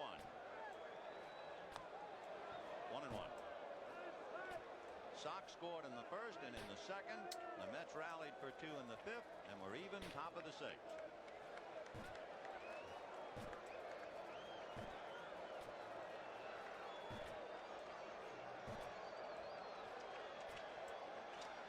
Fastball. He was late. Ground ball fielded by Hernandez, who flips it behind the pitcher covering. Looked like Keith was a bit undecided as to how he was going to give it to Ojeda, and he'll talk to him about it. He was just kind of no man's land. Once he gets it, he kind of hesitates here. He doesn't really know what to do with it. Almost a basketball flip. And Owen is on. And it's going to go as a base hit. The old story, it'll look like a line drive in the box score. He's 3 for 3. He was actually moving towards third base and really couldn't get anything on that flip. And here's Clemens with another chance to bunt that ball. And remember, Wade Boggs on deck is 2 for 3. So they're looking bunt. Knight well in. Roger has struck out and fouled out.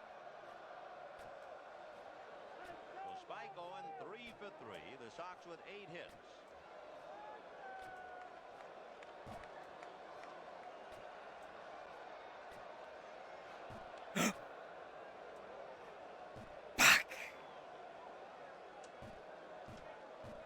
I had it. Bunt, of course, is a nice slow curve, so Clemens figures not to get that pitch. And the Mets are worrying about, I think, a bunt and run play maybe. Well, there's a lot of times when you're really sure of it, you just almost say to your pitcher, just lay that ball in, or even a mediocre fastball, to make sure he bunts that ball. Now, he's doing a good thing by looking at Latchman, at least putting a thought in the minds of the Mets that they might be switching off. I would tend to doubt it. 0-1. He's going to have a tough time moving Owen over to second base. Hernandez once again wants to talk to Ojeda, and what he does, as always, is set up his defense, whether he's going to break in on the first move or whether he's going to take 2 steps and go back on the pitch, the next pitch, or whatever. He's 2-3 pitches ahead.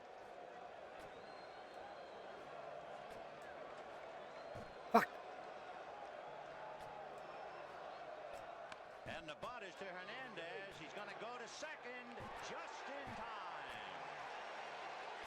And that was a good bunt by Clemens, but Hernandez's daring is what made that play. And the difference in this play and the other one is you watch him get the ball and set himself. Now he breaks in immediately. A good bunt. Now watch him set himself now. There he does, and he gets something on the throw and gets his man. That's the joy of a left-handed first baseman, because you don't have to turn that upper torso. You can just gun it.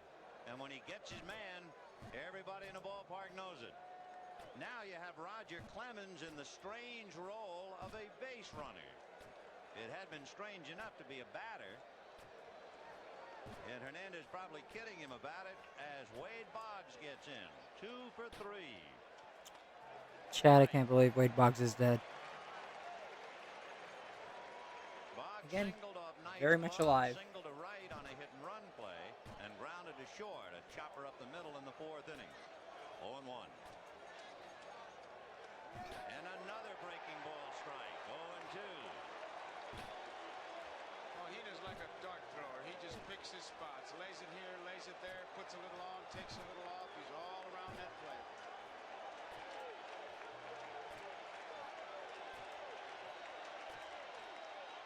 Big breaking ball. 1-2.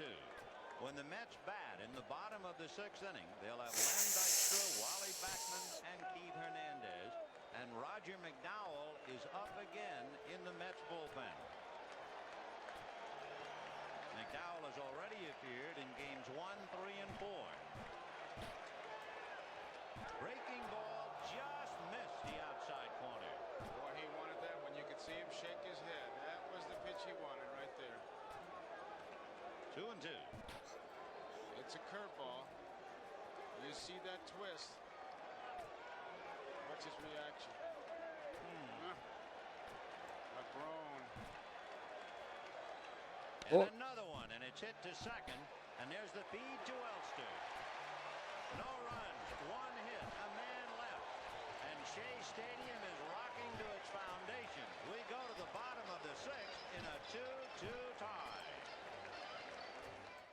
What's that expression about one brick shy of a load? Clemens 1 pitch shy of averaging 20 pitches an inning, which of course would be quite a load to carry in the 9th inning. That it would be. And if you're a fan of the radar gun, 27 pitches that Roger Clemens has made so far have been 95 miles per hour or above. But in the last 2 innings, he's only thrown 2 pitches in that range. Remember how novel that was? I remember. No one moving now in the Sox bullpen. However, Roger McDowell continues to throw in the Mets bullpen. For New York, Lenny Dykstra, Wally Backman, and Pete Hernandez. Bottom of the 6th in a 2-2 tie. Dykstra struck out and grounded to short, 0 for 2.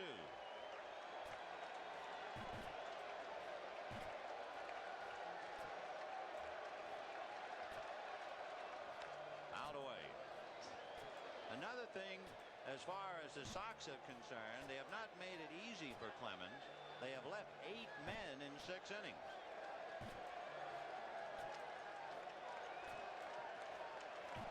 Sure.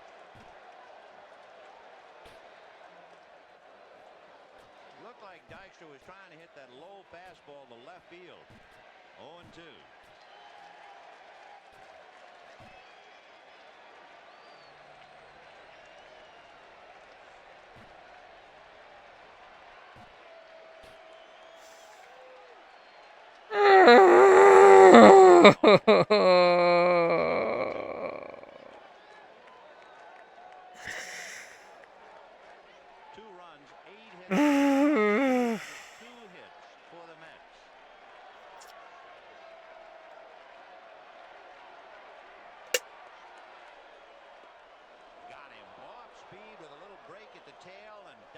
Frozen at the plate.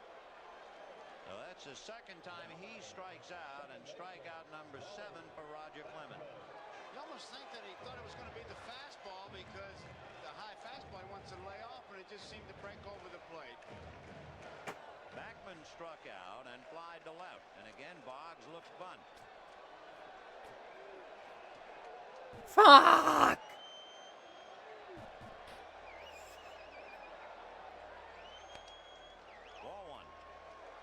Keith Hernandez on deck. The Mets in the 5th inning had Strawberry walk and steal second. Knight singled him home. Wilson singled. Evans Era sent Knight to third, and he scored as Heap hit into a double play. Fouled away. See Backman talking to himself as he backs off. He tries to send that ball back up the middle. That's his target. And he can drag the ball as far as he's bunting or drop it down the third base line. He can do a lot of things in that batter's box. 1 ball, 1 strike.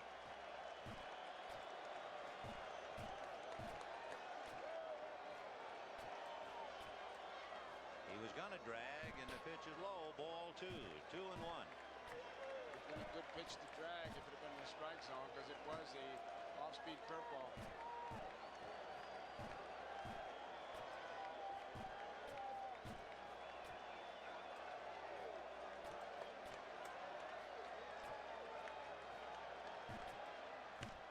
Hit to the hole, smothered. A great stop by Spike Owen, too late.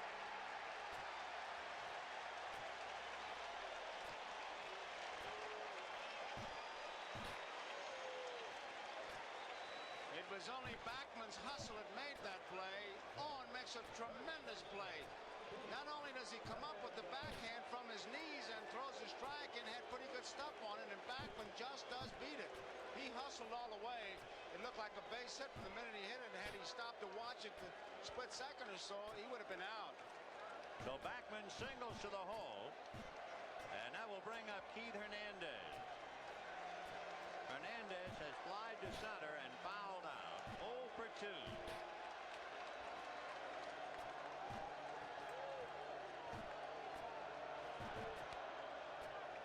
Backman's another one of those runners has the green light, and Davy Johnson will just let him go at any time. It doesn't necessarily demean there's a play on. He's got a green light to run whenever he thinks he can make it. Backman stole 13 out of 20 during the regular year. 0-1.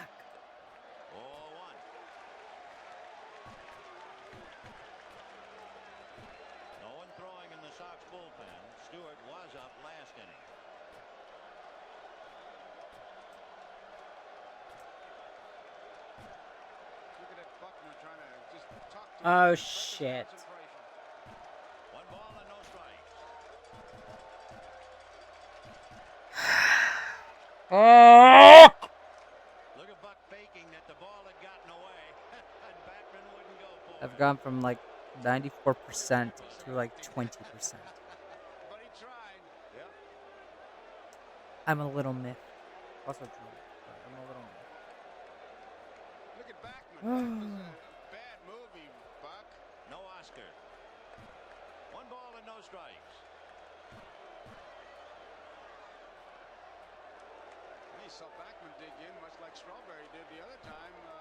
When he dug in, it took off. What do you think? 1-0 the count to Keith Hernandez. Backman a short lead and now right on the bag.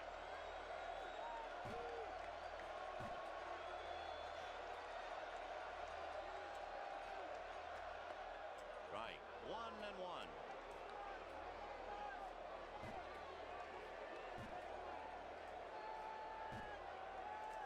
One ball, 1 strike, 1 out. Bottom of the 6th, 2-2. Backman at first.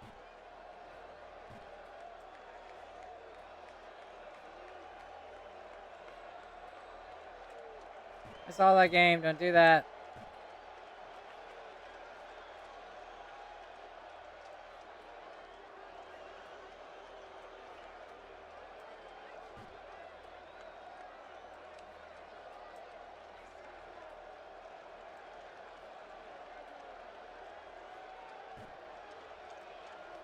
Backman increasing that lead a little bit and now retreats. On deck, Gary Carter.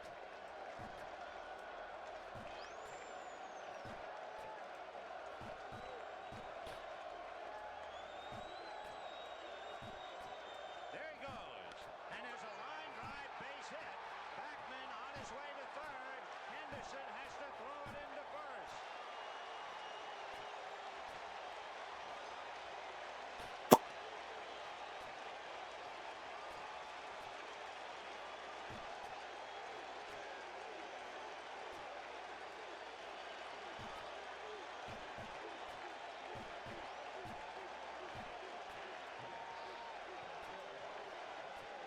If you noticed on that play, Spike Owen was breaking to cover, and Backman has to run around him.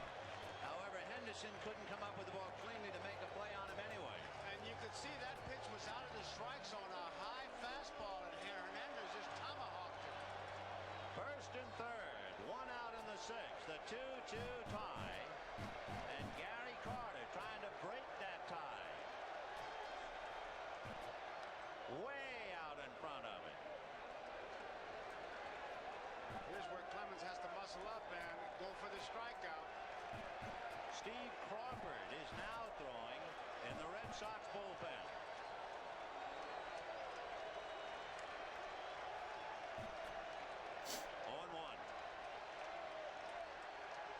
Fastball popped foul behind the plate and out of play. So Carter with perhaps his biggest at-bat in the series right now. First and third, 1 out in the 6th, trying to give the Mets the momentum that the Red Sox had for the first 4 innings.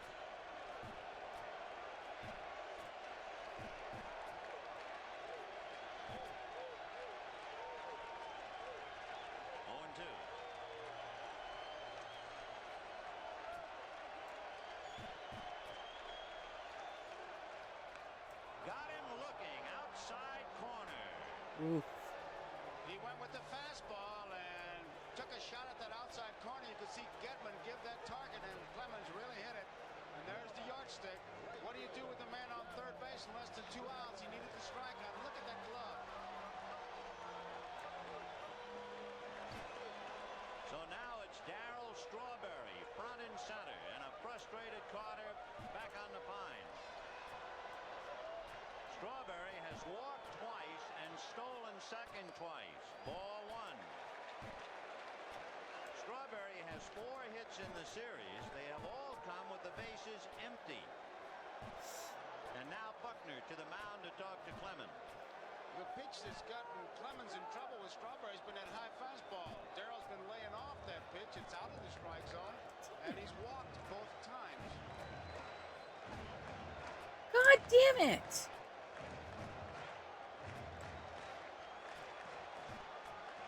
One ball, no strikes. Damn, I saw that. Ball two. Clemens thought it was a strike. He thought he got pinched on that one.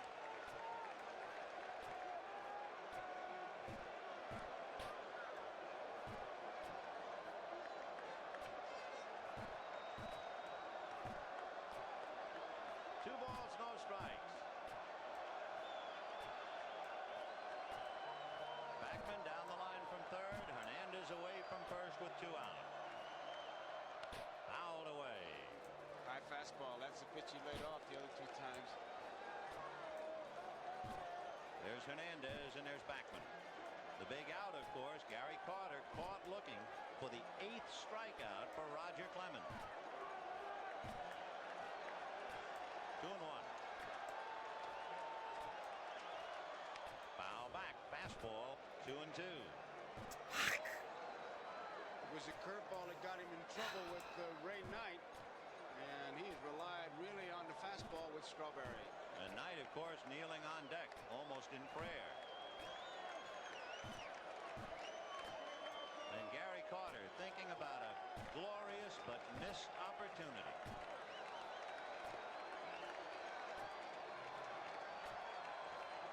Ah, shit.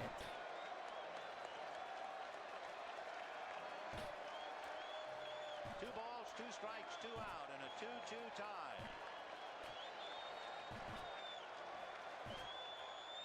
Ground ball hard, but at Barrett, he hangs it to Owen for the force on Hernandez. And the Mets waste a golden chance, and Carter has to forget about it. We'll be back after these messages. We go to the 7th inning in a 2-2 tie. 14-game winner Roger McDowell with the 22 saves during the regular year will now make his 4th appearance in the World Series. He has been in games 1, 3, 4, and now 6. He does not have a decision. His earned run average, however, is almost 4. In 4 2/3 innings, he has given up 2 earned runs, 3 walks, and 5 Ain't no hits. fucking way. Barrett stepped out of the box for a minute, Vin, to talk to Buckner, and I'm sure just reinforcing what he knows about McDowell and wanted Buckner to tell him. Marty Barrett lined out to center and then singled twice against Ojeda. Now he'll get a sinker ball pitcher. And there's one right off the bat, strike 1. Barrett with 2 hits tonight has hit in 6 straight. McDowell now trying to hold on to this tie until the Mets come up in the bottom of the 7th. 1-1.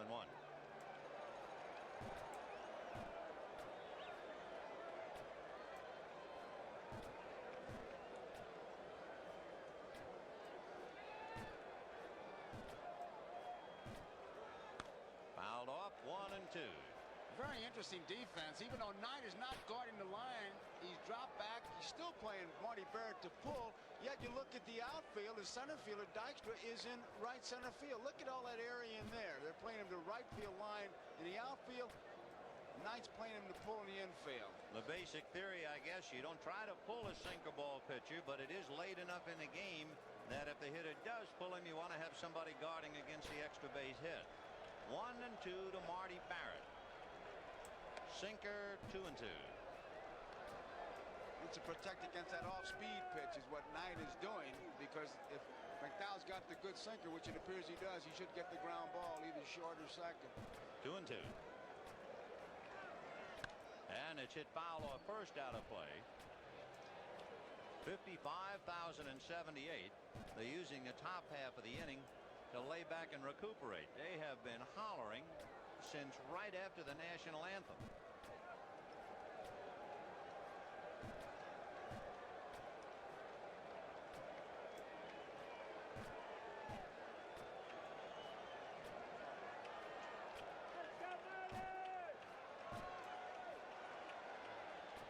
Fouled away. In 6 previous innings, Jim Rice and company has managed to get the leadoff man aboard in only 2 of the 6 innings. They got the leadoff man in the first inning, Boggs, and he scored. Meanwhile, they have stranded 8 in those 6 innings. Fouled away.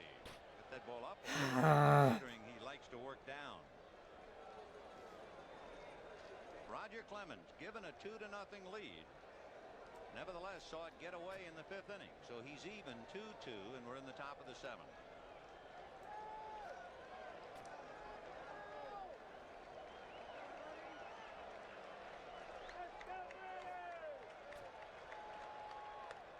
Just off the corner, 3-2.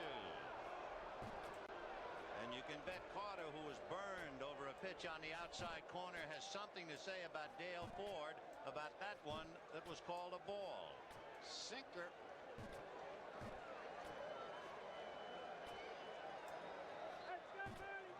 3-2 to Marty Barrett. And he lost him. Ball 4.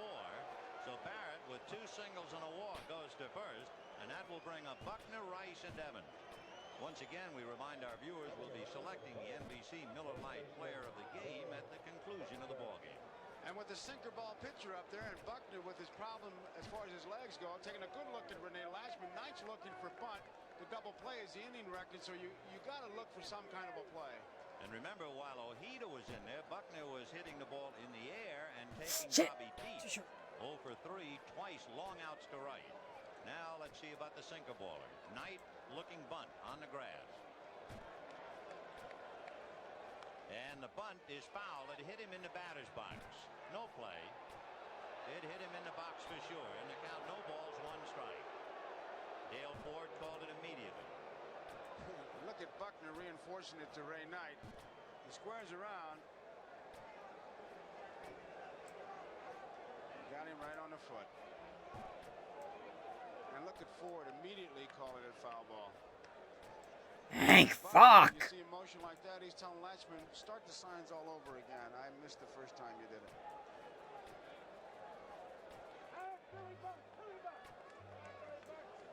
Oh, 0-1, the count to Bill Buckner.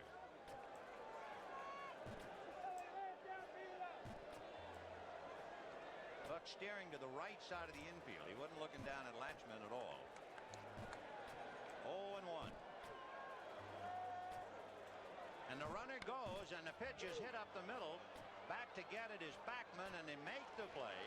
So they put a hit-and-run play on to avoid the double play. They not only avoid it, but Buckner gets his man up 90 feet to second base. So that was a good bit of hitting.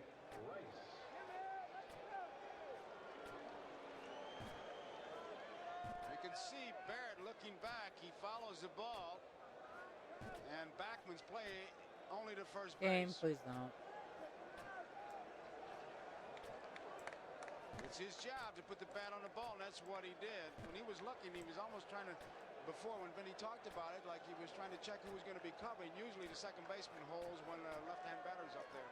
Where is Jim Rice with a chance to untie the score? 4-1. Rice walked in the first inning, struck out in the 3rd, flied to right in the 5th. All of those at-bats were against the starter, Bob Ojeda. 1-0. Roller foul outside of 3rd. 1 ball and 1 strike. For Rice, this is the 6th game of the World Series. This is only his 4th at-bat in the series with a man in scoring position. It's really hard to believe when you stop to think what Marty Barrett has done. Well, how about Barrett? Every time you look up, he's on base 3 more times tonight. And as we had mentioned earlier, he hadn't scored a run in the series. Impossible. 1 ball, 1 strike.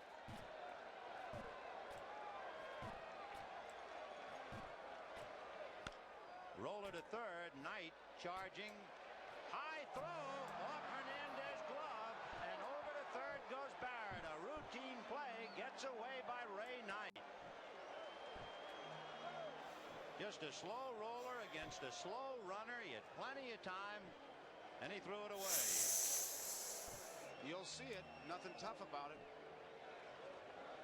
And not only does he lose Rice, but since it's such a bad throw, he allows Barrett to get over to 3rd. And now the Mets have a problem.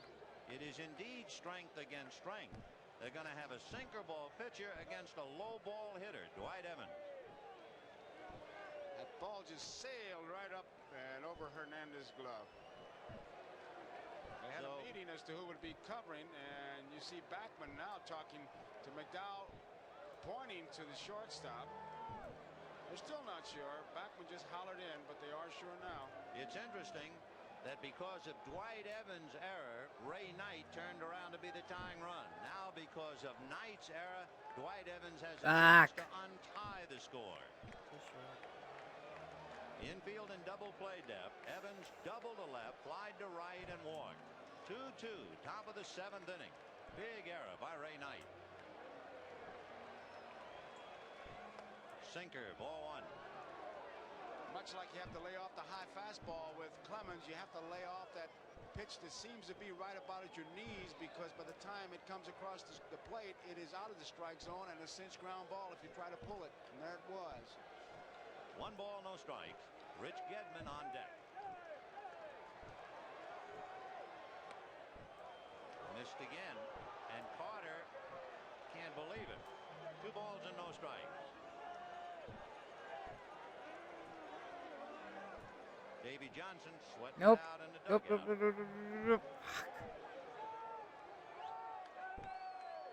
It was quite a mountain for the Mets to climb to get Clemens a 2-0 lead, but they climbed that one. There's ball 3, almost a wild pitch. He really overthrew that one. He tried to get a little extra on it and almost got it by Carter, who makes a good play getting that ball. Backhands it. That glove with the break in the middle, much like a first baseman's mitt, what made the difference on that play. Again, it is. A quick look at Latchman. Runners at first and third, 1 out.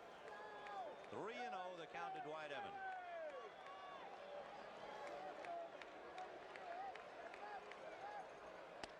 In there.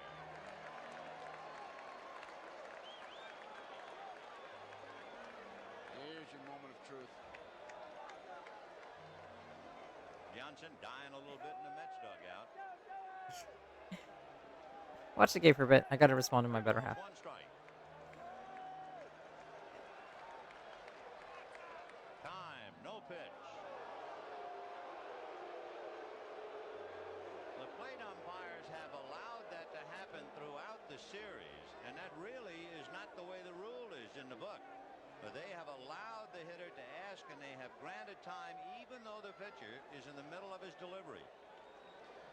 You got to believe that in the playoffs and World Series, they really stretch that rule book, because Davey is really upset. Sure. What's going on? It's not supposed to be. You're not supposed to allow a man to do that. 3-1 to count to Dwight Evans.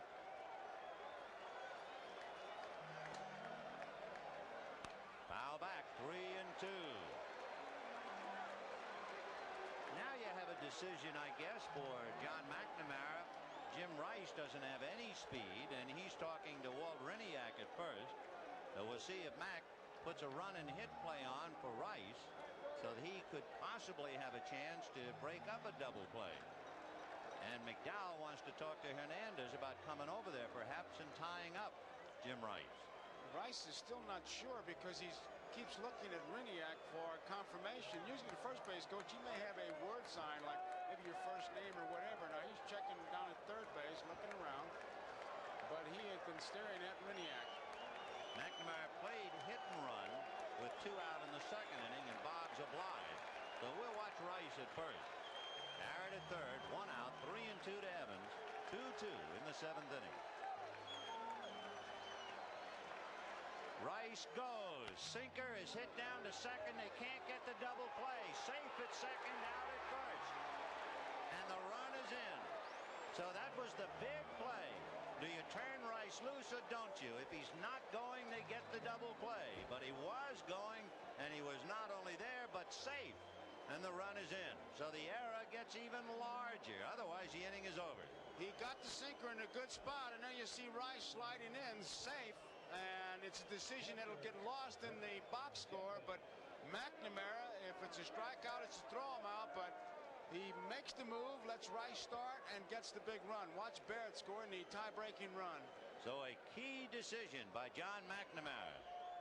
And the Sox lead 3-2, and Gedman hits it foul. 0-1. In the inning, Barrett walked. Buckner grounded out. Barrett was going, and Buckner, throwing his bat at the ball, prevented a force play.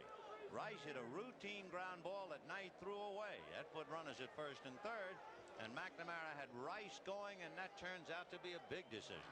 And once again, that base on balls, just like it got to Clemens in the 5th inning with Strawberry, it gets McDowell here in the 7th. 0-1. 0-2. And for the first time, despite the fact he's been on base all night long and all series long, Marty Barrett finally scores a run, and it is a big one. Gedman 2 fly balls and a strikeout against Bobby Ojeda. How many times in a ball game one pitch could make the difference? Well, if he gets the strikeout, it strike him out, throw him out. He gets the ground ball, and they get the run. 0-2. Sinker hit into the hole. Now they're going to wave Rice in. Mookie's got a chance to get him to Carter. He's out. That's Gary Carter for you, dude.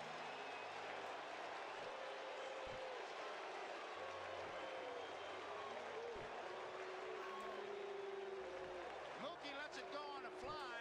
Carter, once he catches the ball, he knows he can ride Rice inside. Now he makes him slide to the inside, never gets the whole plate. Watch Dale Ford. He wants to see if Carter holds the ball, and once he does, he calls him out. But Carter rides him inside. It is 3-2 Boston. Right now, Ray Knight is very much a part of New York and a part of this game. It was Knight who was able to score a run in the 5th inning to tie up the game, and it is Knight's error on the throw to Hernandez that gives the Red Sox the go-ahead run. It's the kind of a play you live with all through the long winter. However, he has a chance to erase it with this time at bat. He is struck out and singled, 1 for 2. In the Mets bullpen, since McDowell is due up 4th, Jesse Orosco begins to throw. And so for the second time tonight, Roger Clemens has been given a lead. Earlier 2-0. No, I walked off. And Calvin Schiraldi, the former Met, begins to throw back of Clemens. Knight 1 for 2. Hit down the right field line, foul, and out of play. 0-1. If you're wondering about pitches as far as Clemens is concerned, he's now made 119 pitches, 79 strikes, and 12 of 24 first pitches for strikes.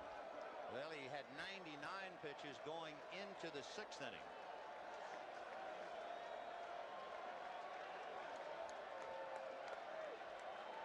No balls, 1 strike.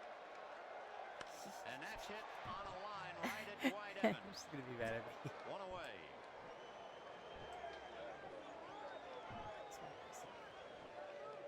Small price to pay having your better pissed at you to celebrate their birthday. And then make you, when they force you to celebrate yours. Remember, Mookie fouled off a number of fastballs and then hit a curveball in the right field for a base hit. And on that play, Evans kicked it, and Knight took 3rd and eventually scored as Danny Heap hit into a double play. The Mets have had 2 big chances, 1st and 3rd, and nobody out with a run in the 5th. And Heap hit into a double play. They got the tying run. They had 1st and 3rd and 1 out in the 6th, and Carter struck out looking.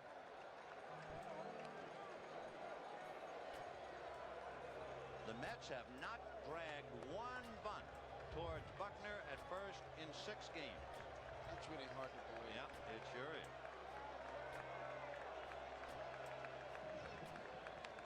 He was late, 1 and 2. In fact, we saw Tommy Lasorda before the game. What was he moaning about? Against us, that's all they do.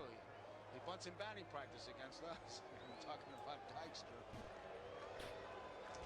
Wilson will be followed by the youngster, Kevin Elster. 1 ball, 2 strikes. 2 and 2. Bottom of the 7th, 1 out. 3-2 Red Sox. And Ray Knight inconsolable right now.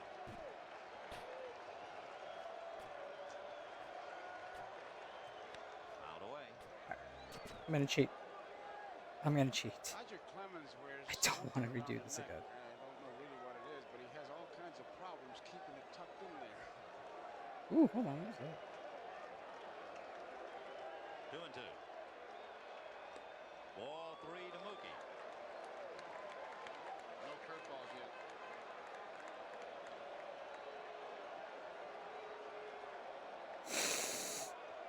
I saw toes.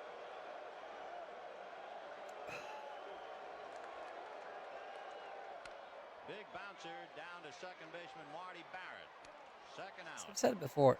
It doesn't matter that I look it up Two down in the seventh. because Kevin I still Elster, have the to batter. do the Roger actions. McDowell due to follow him, but Orozco still throwing in the pen. Henderson, Owen, and Clemens are due up in the 8th inning for Boston. You know, you look at your scorecard, man, and only one inning did the leadoff man get on so far for the Mets, and he was able to score. Clemens does a great job of, it seems like, making the other club hit with at least one out and trying to score. On deck, Lee Mazzilli comes out of the Mets dugout. So if there's a chance to hit for McDowell, Mazzilli will be the one to do it. So Kevin Elster. Ball 1. Up. Excuse me. Late call for Dale. There was a good example of framing a pitch. You saw how Gedman caught it. He didn't catch it coming up. He really backhanded the ball. No balls, 1 strike. 0-2. It was a little more than a month ago that Kevin Elster got his first major league hit. Now here he is against the probable Cy Young Award winner of the American League in the 6th game of the World Series. 0-2. 0-1.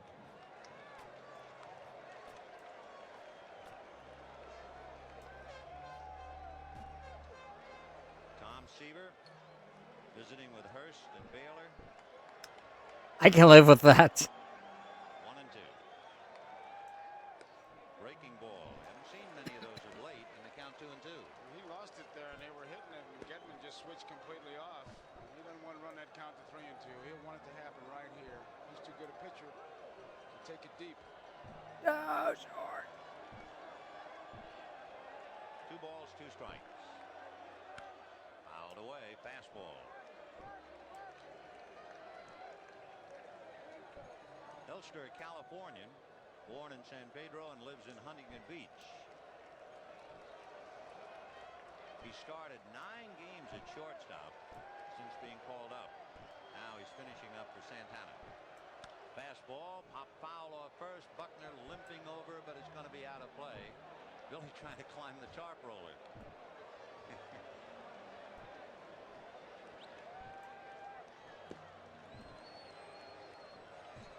Remember the way Gene Kelly did that dance and singing in the rain, 1 foot in the street and 1 on the sidewalk? That's the way Buckner's playing. You really come up with that. Buckner and Gene Kelly in the same sentence. Well, in that scene. 2 balls, 2 strikes. Kevin Elster. Pitch. Fouled away. Buckner has changed yet again. Remember the other night he had 1 high top and 1 regular. He's back to 2 high tops. I tell you, he's leading this series in conversations.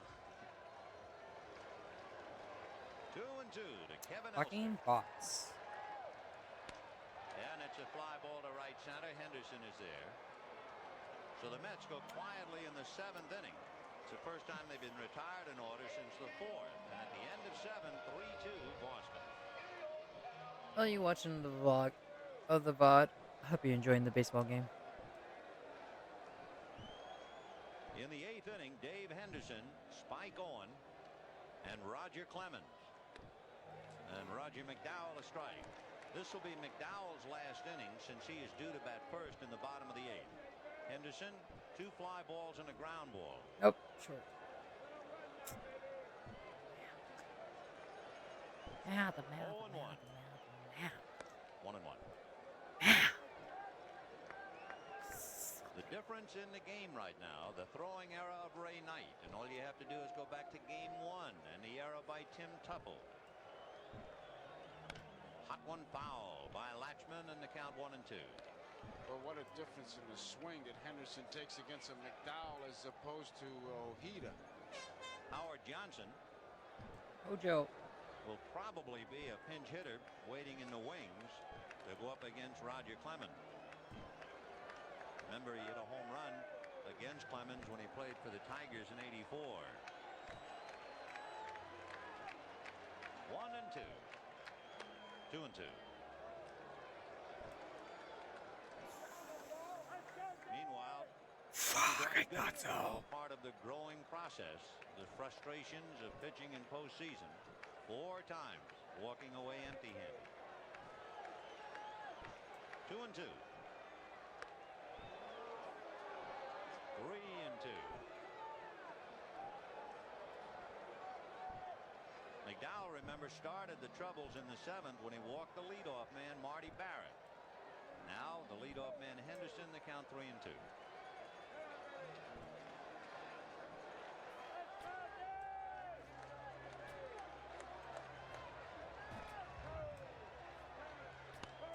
Fouled away. 3 runs, 9 hits, 1 error for the Red Sox. The error by Evans that contributed heavily to a Mets run. 2 runs, 4 hits, and 1 error by the Mets. The error by Knight contributing heavily to the go-ahead run for Boston. 3-2 to Dave Henderson.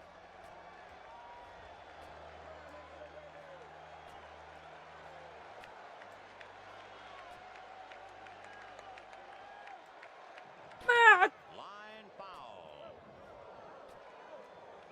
Boy, that ball was up. That wasn't a sinker ball. That was not a Roger McDowell special. And Henderson really ripped it.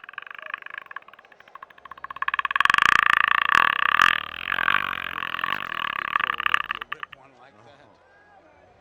Remember when McDowell pitched in game 4? What the fuck was that? He worked 2/3 of an inning and gave up 3 hits and 2 runs. They hit him pretty hard. On the hands pull foul. What the fuck was that? In that game, in game 4, Rice I had a beer. Evans and Gedden single. Let's read Big Cans, of And course. Henderson had a scoring fly ball for the 2 runs. Like, why Coors Light? Because it was fucking cheap. 3-2.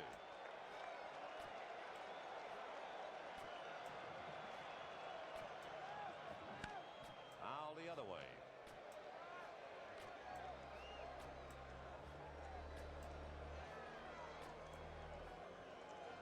Bitch. Stottlemyre and Johnson. They'll have a hitter for McDowell and Dykstra and Backman in the bottom of the 8th. Meanwhile, McNamara and Dwight Evans back to the lead again. Ground ball hard to Elster, up his arm and on out into center. Damn. That thing Ozzy was hit hard, Kyle. beat him up. Boy. He looked like he was in great position and may have taken a bad hop at the last minute. We'll watch it. Because he looks like he's ready right here. He's in good shape. He's not letting the ball play him. And look at it take the bad hop and go right Mouth, on his arm. mouth. Now we'll wait for the verdict of the 3 scorers. Red Foley of the New York Daily News, Dave Nightingale of the Sporting News, Charlie Scoggins of the Lowell, Massachusetts Sun. And the judgment is not reflected on the scoreboard as yet.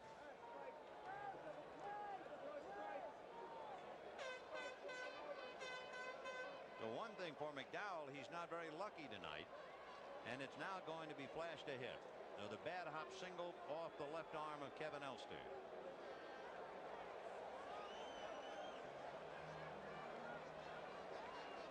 Spike on. 3 for 3.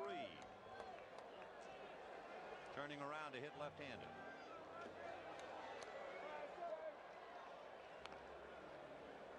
Okay, so, Owen will be followed by when we Roger just Clemens. reset, we had 4 more screens and we were done. Owen during the year hit less than $150 against right-handers in the American League. He We're hit getting back here a 138. lot more often. So they have him bunt, and it's a good bunt. McDowell makes the play. So we're learning. Down It to just second goes takes Henderson. forever. Clemens has been called back, it seems like. to do shit.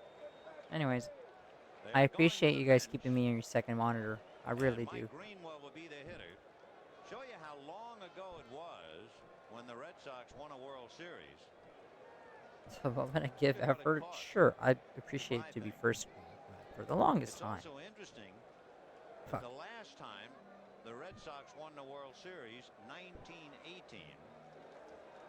In March of that year, Appreciate Congress being your enacted second monitor. legislation for the clocks to be moved You're all 1 lovely. hour in order to Fucking up serve there. and save electric energy. It was called daylight saving time, March 31st.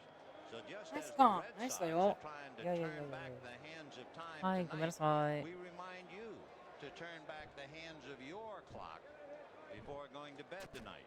Turn it back 1 hour.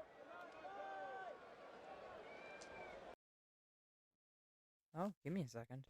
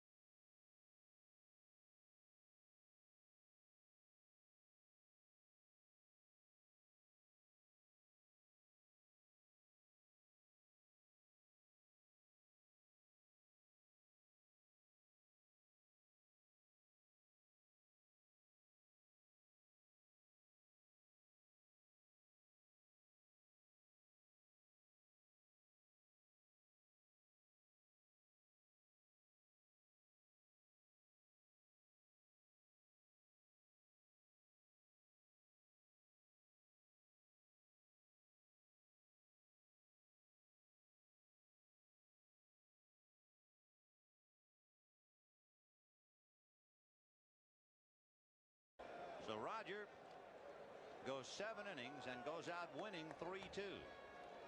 And he'll give the ball to Calvin Schiraldi. But right now, here's Mike Greenwell.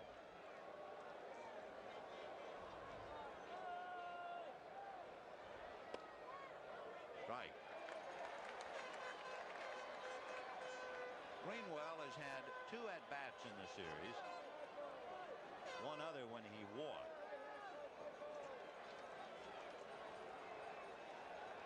0-1 to Mike. Good breaking ball.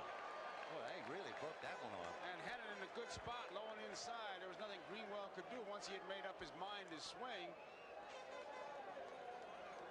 So one he did hit his ankle, the right ankle. He was way out of the strike zone, and Gary Carter did a good job blocking it. 0-2 the count to Mike Greenwell with Henderson at second, 1 out in the 8th, 3-2 Boston.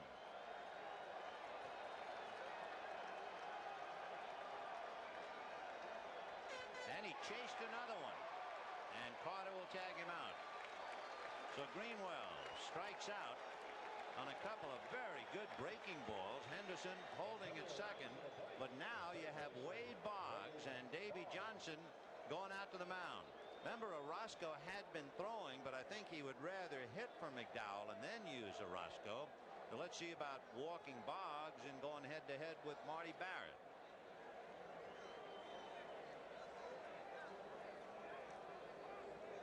There's Orozco just sitting quietly on the bench, number 47. It's one of those spots. Johnson was out there so soon, so quickly. I mean, away from the discussion, that he's probably just wanted to say, "Hey, look, you got a base open. Barrett's coming up. How do you feel?" And it's McDowell's answer that dictates the move. Wade Boggs singled off Knight's glove in the first inning and scored. Had a hit and run single when Backman broke to cover second as Owen was running, and Boggs hit it behind Backman into right center. In the fourth inning, he grounded to short, and in the sixth inning, he hit into a force play, rolling the ball again to Backman. I got to believe that they're going to widen the strike zone with Boggs. I can't see him pitching to him with Barrett coming up, even though Marty's having a hot year. This guy is a 350 hitter. And how? And Barrett tonight lined out to center, twice single to left and walked. Now let's see what they do with Wade Boggs. 4-1.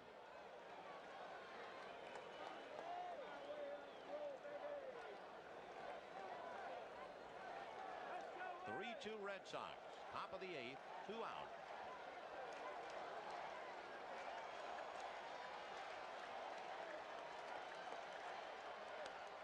Missed inside, ball 2. They're going to put him on. He got to, huh? I would think. I don't know why they'd fool around with him at all. Well, they thought maybe he'd chase that real bad ball. Once he got him 2 balls and no strikes, they'll put him on. The Major League's leading hitter? Well, you take a chance. I mean, you don't know. Sometimes in the World Series, funny things do happen, and maybe he would chase that first bad ball and the second one, but now with 2 balls and no strikes, you can't afford to take a chance. No, indeed. So Boggs goes to first. Henderson is at second, and with 2 out, here's that man Barrett again. Every time you look up, Marty Barrett is right in the thick of it. He scored the go-ahead run in the 7th inning when he led off the inning against McDowell and walked. He's had 2 singles, and the one time they retired him, he hit a line drive right at Lenny Dykstra in center field. Did you see that average? It's like a playground average, 458. Henderson at second, Boggs at first, and here's Barrett.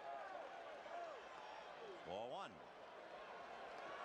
Barrett, who likes the ball away and has shown he can go to right field, but tonight when they pitched him in, he went the other way and twice single to left. He draws those arms in when they try to jam him, but he likes to hit from the middle of the diamond to the right field line.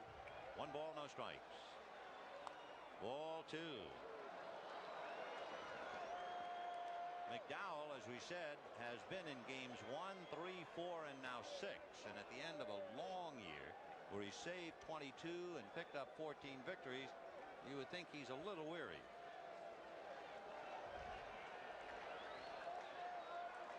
2-0 to Marty Barrett.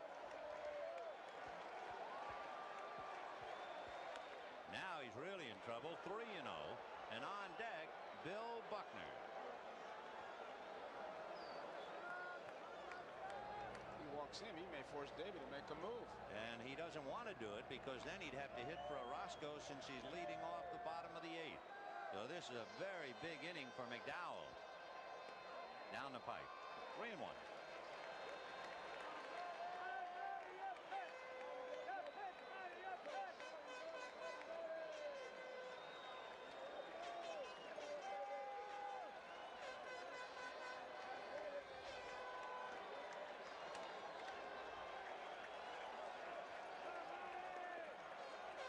And he's way outside to load him up. Now let's see if that forces Davy Johnson's hand and ruins his strategy.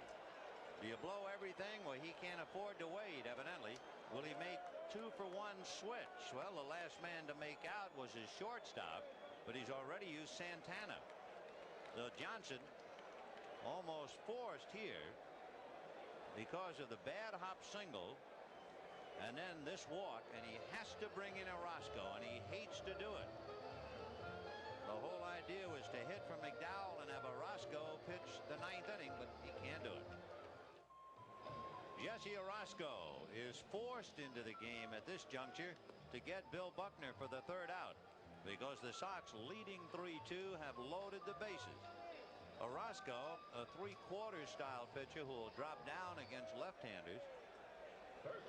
Pretty good fastball, a very good slider, and he's even throwing a few split-fingered fastballs. He comes from first base when he's sidearms, especially with the breaking ball. He'll back you out of the box, which is what he did to Buckner when he faced him before. Orozco won 3 times in the playoffs against Houston. He won games 3, 5, and was the winning pitcher. Sorry, I've been ate for a little bit, so I'm heating up some food. Watch the game for a little bit longer. I'll be back. Here is Buckner. in like With the 5 minutes. bases loaded, 2 out in the 8th, 3-2 Boston. Henderson, Boggs, and Barrett out on the line. High fly ball. Dykstra has it under control. 1 pitch for the big out, and 3 are left. And at the end of 7 1/2, 3-2 Red Sox. Roger Clemens was given a 2-0 lead and was pitching a no-hitter for 4 innings. The Mets finally got to him for hits and 2 runs to tie the game in the 5th, but they really let him off the hook, and he fought his way out of a corner. With a run in and runners at first and third, Danny Heap hit into a double play. In the 6th inning, with the score tied, the Mets had runners at first and third, and Gary Carter was caught looking. And then Darryl Strawberry hit into a force play. And then the error by Ray Knight is now the difference in the game, and Clemens gives the ball to Calvin Schiraldi. Schiraldi, the former Met, who had the penthouse and basement existence in Anaheim, is now asked to get the last 6 outs of the World Series. And standing in his way, first off, is Lee Mazzilli.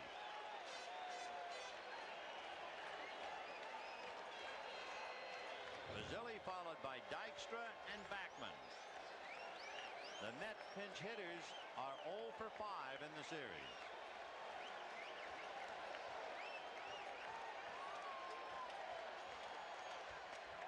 Strike. And there you saw his best pitch right there, fastball. He just comes in and fires.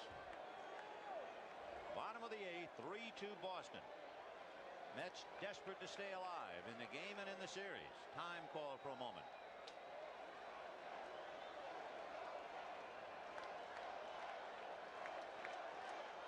John Kibler called it. A beach ball was loose in the right field corner. 0-1.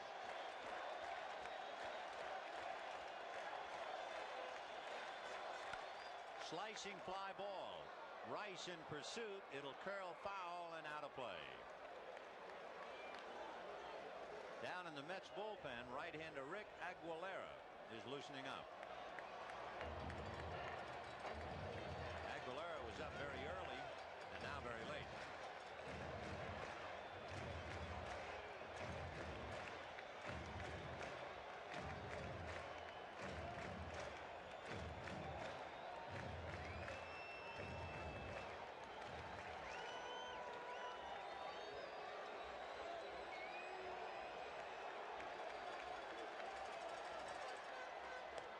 One and two.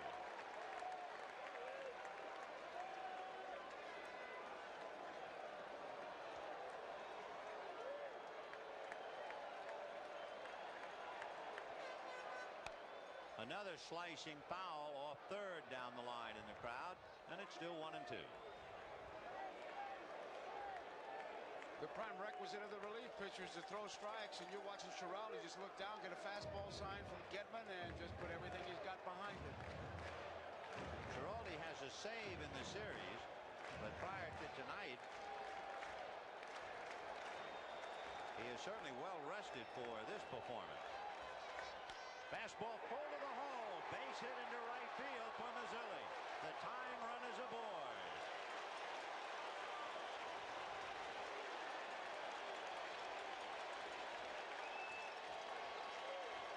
Mazzilli indicating he's expecting a runner.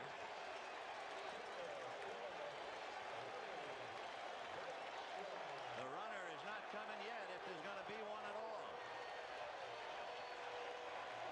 This crowd has reasoned to cheer. 39 times this year, the Mets came from behind to win. And remember, they set a Mets record of 55 victories at home. And Mazzilli, after questioning Johnson, got the answer, you're the runner.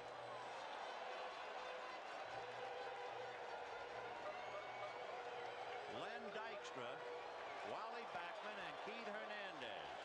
The Red Sox are looking bunt.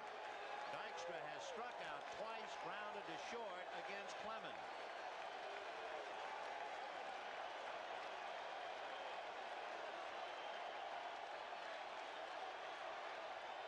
There's the bunt. Schiraldi's going to go to second in the dirt. Everybody's safe.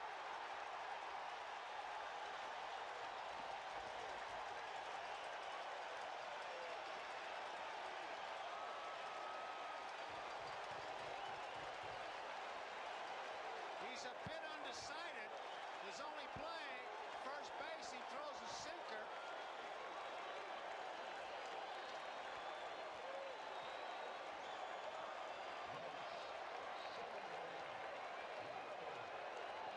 I'll assume until we hear otherwise, it is not a sacrifice. I think a good throw would have gotten a man. And we'll double check. Okay, they'll make it a sacrifice, and then the error allowing Dykstra to reach first. Now the question is, now will Backman bunt to get the tying run to third and a possible winning run to second? They're really charging hard. Buckner is way in, and Backman, who can handle that bat.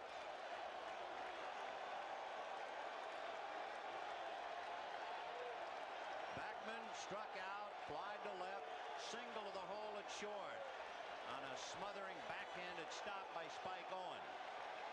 He was second in the league in sacrifice bunts this year. The bunt is down. Giraldi has to go to first.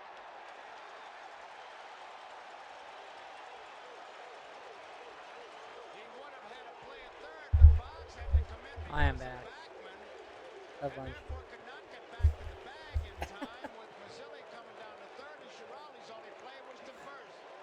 I wasn't expecting him to come back. The bunt comes right It back does. to Giraldi. Now he looks at third. He's got to play it, but luckily It's less than doesn't 12 work hours because at the Boggs casino. couldn't get back. And he makes the one sure out. Now look where Boggs is. Anyways, That's the key to this play. He let's watch starts the game for a in few and says, minutes "I better before I get go back to trying to be Giraldi jumping. sees he's not back to the bag and wisely goes to first. One out, second and third. And for the third time tonight, the Mets have a golden opportunity. Stanley and Sambito are Yankees throwing 12 in the Red Sox bullpen. Hernandez and Carter are due up. At the bottom of the eighth. Keith Hernandez flied to center, fouled out to third, and singled in the sixth inning. 3-2 Red Sox, bottom of the eighth, and the Mets trying to come back. I doubt if he gets a chance to hit it here. So Hernandez will get 4 wide ones. That takes the bat right out of his hand. Eating ASMR. And Gary Carter will have his second golden chance. You remember Carter in the sixth inning with the game tied. Had runners at first and third and was called out on strikes. In a moment, he'll be And coming digitally up walk with him. the bases loaded and one This out. is Smart move. And the chant, Gary, Gary, and the people are up. And Shea Stadium is a madhouse.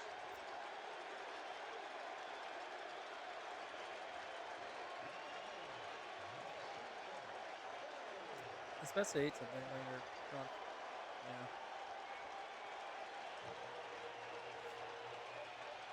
Because usually, you should have some kind of carbohydrate in you. But bread would be bad because, that's essentially booze. Anyways.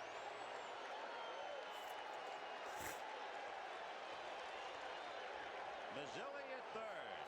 Dykstra at second. Hernandez at first, and one out.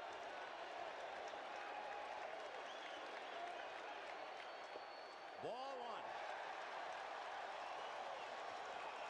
This is Calvin Giraldi pitching. He has nothing in.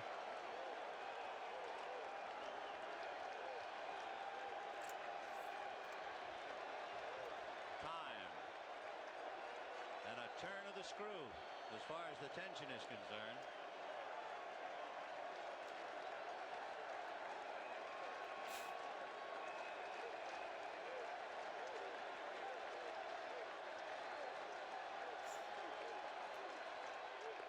Oof, Ball outside. two.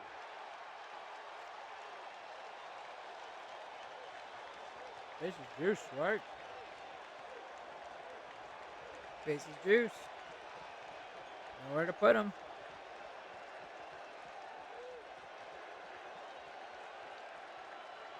2-0. Ball three.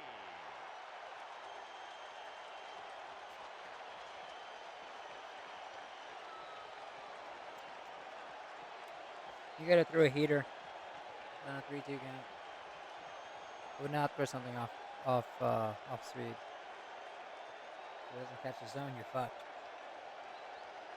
Oh, this will kill you. Marty Barrett asking for a strike. That's all he's asking for.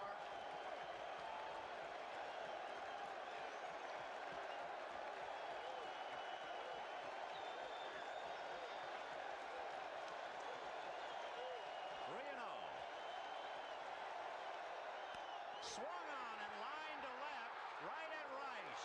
Tagging up is That's good for Mazzilli Zach to Fly. score, Game and time. down to third goes Dykstra. It's a brand new ball game. The game.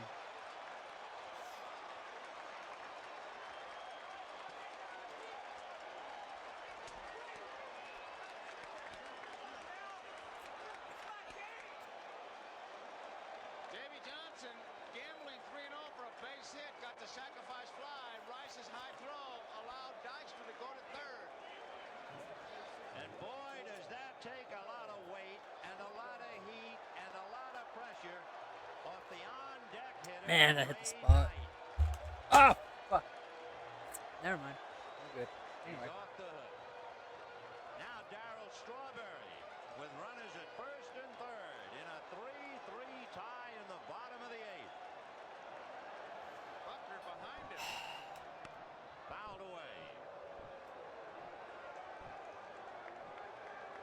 Not even worried about Keith, and Keith is pointing to Strawberry. Keep that shoulder in there. He was patting his right shoulder. Keep that front shoulder in there. Darryl has walked twice and hit into a force play. He has 2 stolen bases. I saw that game. Don't do that. 0-1. Dykstra bluffing down the line. Foul at the plate. 0-2. So just as Ray Knight's era gave the Red Sox a big run in the 7th, so the throwing error by Calvin Schiraldi has given the Mets the tying run in the 8th. Both Hernandez and Bill Robinson at first base trying to give hints to Strawberry as the Red Sox have their meeting on the mound, and they're trying to set up a defense. Should Hernandez decide to break from first base, you can see him checking the bench. He can go off first base as far as he wants. Buckner's playing way behind him, and with 2 strikes, you can look for anything. 0-2.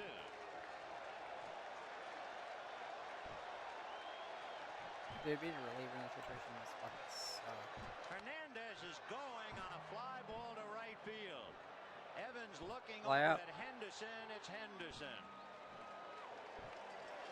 But the Mets scratched for 1 run, 1 hit. There were 3 sacrifices. 3-3 in the 8th.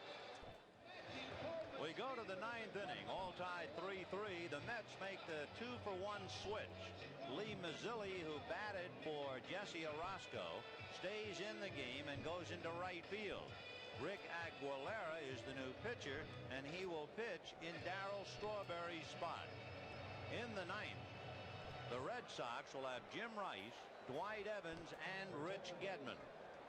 It is interesting that before the league championship series, before the playoffs with Houston, backup catcher Ed Hearn of the Mets said, I have a hunch the guy who's going to play a big part in the league championship series and the World Series will be Rick Aguilera. Well, here he is, tied up in the 9th inning of a must-win game for New York. Boy, 2 big decisions by the managers. Carter being allowed to hit 3 balls and no strikes, really drills one to left field for the sacrifice fly. And remember, McNamara Alright, started give me his run a to pick second. up the Give me a second. tie-breaking run. What's the fucking move? So those little decisions that get lost in the box score. And Rice makes a poor throw. It can't be cut off. There's no chance to get the tying run, and it allowed the winning run to go to third. The possible winning run, anyway.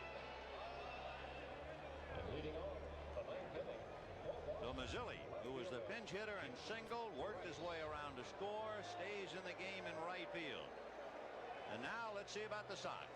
Rice Can you has full? walked, Is struck that a full out, strength? flied to right, and of course reached on that bad throw Let me by see this. Ray Knight that looked like it was going to be his own personal nightmare. Fouled away. Yes.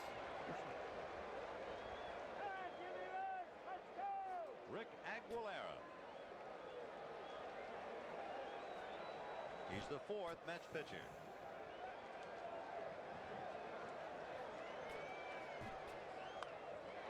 On the corner, strike two.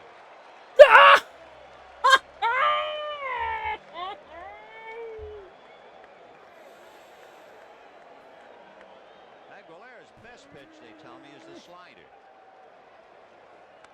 Ball one. That was He's got a idiotic even fastball for me. slider and a good overhand curveball. Calvin Giraldi tied up 3-3 in a sense because of his throwing error to second base. 1-2. Ball two. See Carter fire that ball back. That's always a message when they throw it back that hard. Is to say, come on, man, you got to give me some strikes. By the way, in checking with the scorer on that throw in the dirt by Giraldi, it was ruled a sacrifice fielder's choice. No error. Rice strikes out.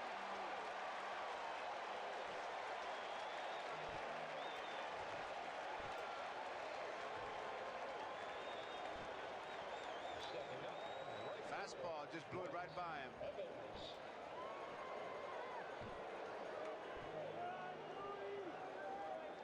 Ah, shit. Dwight Evans doubled off the left center field wall to drive in a run, flied to right, walk, and then you remember they started Rice with one out, and Evans hit a one-hopper to Backman, but Rice was able to get into second base. Evans was out, and then eventually Gedman singled and Rice was thrown out at the plate. Strike. One out, top of the ninth.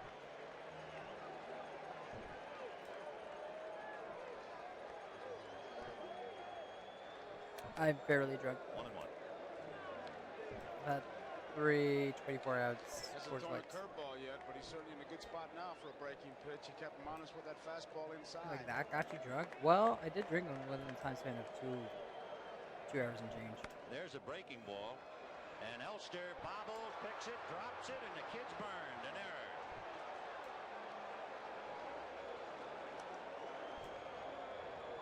Remember, Danny Heath batted for Rafael Santana in the 5th inning and hit into a double play. And young Kevin Elster is there, and he can't handle it. Right out of the glove, and then out of the hand. You could see he had it. He felt he had it all away when you saw him pat that glove going after it, but once it popped out of there, he just couldn't find the handle. It's the Mets' second error and the third error in this pressure-packed game, and the batter is Rich Gedman. Flied to right, struck out, flied to left, and singled to left. Breaking ball, and he missed with it.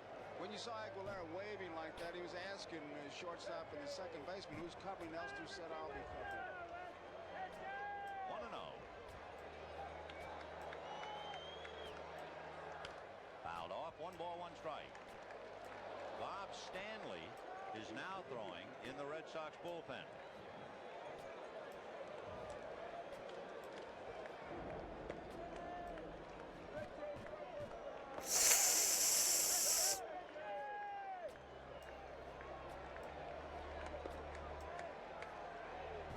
Evans at first.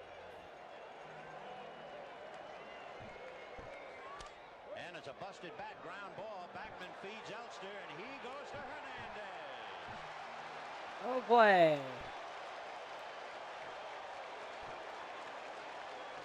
Fasten your seatbelts. It's 3-3. Score that 6-4-3 in your playbooks, kids. This was Ray Knight. The time of the game, the bottom of the 7th inning.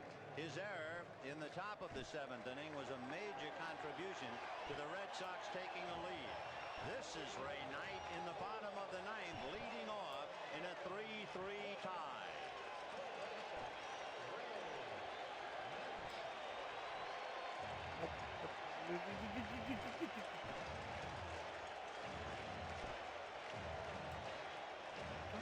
Crazy resets. We'll keep going. Single to center to drive in Strawberry in the 5th inning. But And lined hard to right field. the moment in the game's 7th over, I'm inning. done. As in the baseball game. Giraldi now battling for a decision.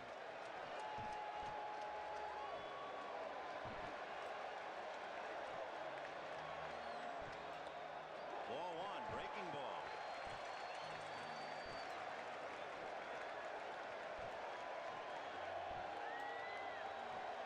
Red Sox left 12 men on base in their 9 innings of at-bat. 12.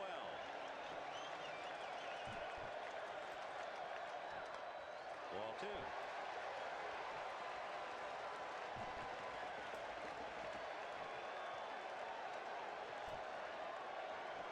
The Mets have left 5 men on, and you can see the rally caps are now in order as the Mets bench turns the caps around.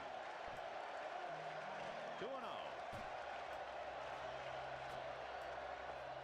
Ball 3.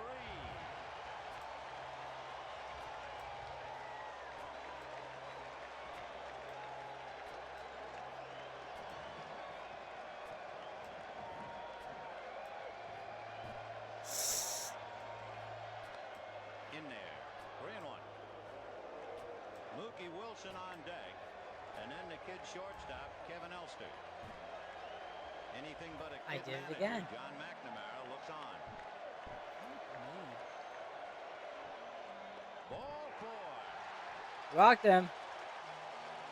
Walk night.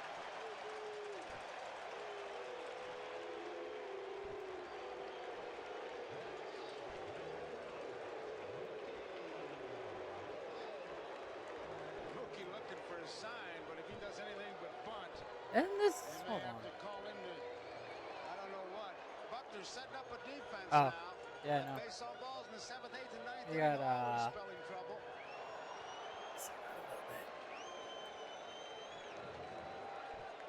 You can get fancy here. You have to get outs. Oh, that worked. Getting it squared away as Boggs comes over. You have Mookie Wilson followed by Kevin Elster and then Lee Mazzilli. Remember, Mazzilli stayed in the game. Wilson struck out, single to right, and grounded out. He's bunting and fouled it. 0-1. The Mets had 3 sacrifices in the 8th inning, 2 bunts and a fly ball. Mookie does not have a sacrifice all year. And he's asked to get one down now. Buckner was really coming, as was Boggs. Giraldi off the mound. They're really pinching. 0-1.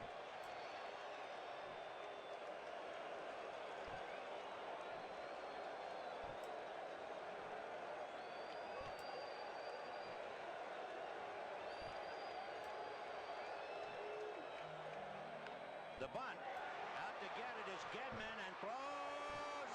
Not in time. Aye. And we have our first argument of the series.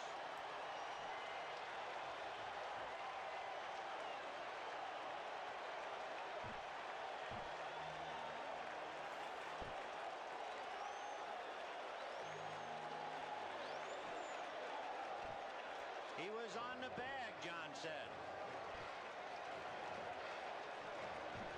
You can't blow that call. John McNamara's pissed. On that blast bag.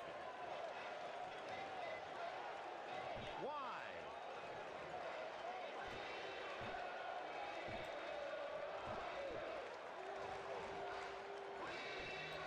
You couldn't have seen it, John said.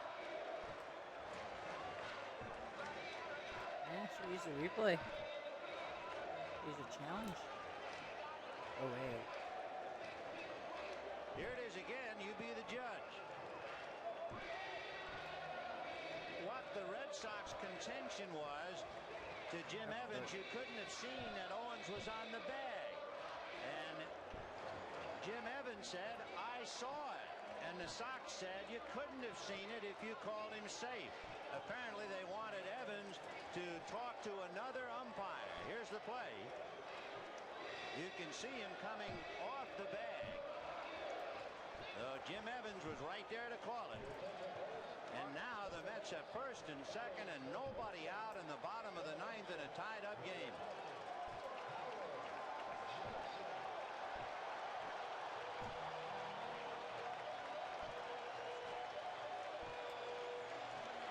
Howard Johnson will be coming up to bat for Oh, Kevin Joe. Elster. Howard Johnson. And the Sox hold another meeting. So once again, we can take a look at our first truly controversial play of the series. Barrett is claiming that he had his foot on the bag when he had the ball. And I could read McNamara's lips saying to Evans, you couldn't have seen it. But Jim was right there. There's the foot. There's Evans' position. He's in perfect position. Barrett is sure of it. Look at him. Maintaining, of course, that the sliding knight had obscured his vision. There will be an error charge to Rich Gedman. Now here's Hojo trying to move the men along. Missed it. 0-1. So if he gets it down that third base line, Boggs is not given quite as much ground as he gave the last time. He gets it down the third base line. It could be a base hit. That grass will hold it and slow it down. Fielder's choice, error 2 if you're keeping score. Ray Knight at second. Slow runner. Mookie Wilson at first. A fast runner. 1 ball, 1 strike, and he was not around that time. Johnson is his own man, I'll tell you. Everybody in the ballpark looking for bunt, but Davey controls the situation. 1 ball and 1 strike to Howard Johnson.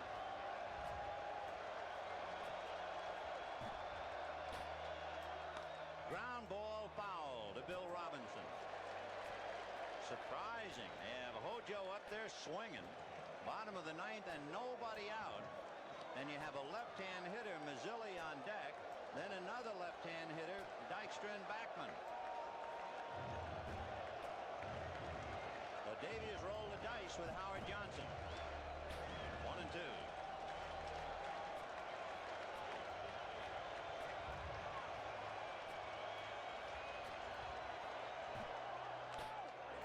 Foul tipped. He struck out.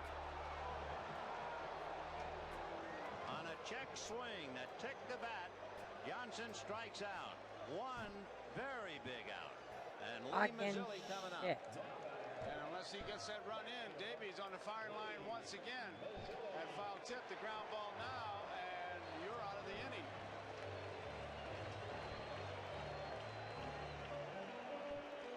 The Johnson failing with the other Johnson now has Mazzilli, who had the single to open up the 8th inning and scored on Carter's line drive to Jim Rice to tie it up.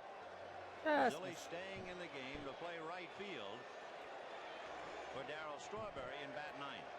Knight at second, Wilson at first, 1 out. Ball 1. On deck is the little man who has played such a big role for the New York Mets, Lenny Dykstra. Coke sorting Lenny Dykstra. Hell yeah, brother. Check swing. No swing, says Harry Wendelstedt. Ball 2. Yeah, Harry Wendelstedt. Pete Hernandez screaming with Johnson and Stottlemyre. Lip-biting time for John McNamara. He's still steaming over the call at second base. I could read Hernandez that time, man. Get a good ball. 2-0 to Mazzilli.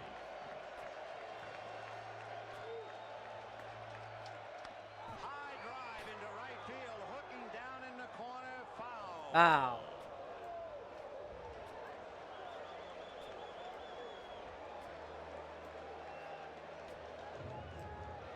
Walk. Walk. Mazzilli chipping his bat, evidently. From the looks of the wear on that bat, it could be his favorite. That's a golden oldie he just put down. Ray Knight opened up the inning with a walk.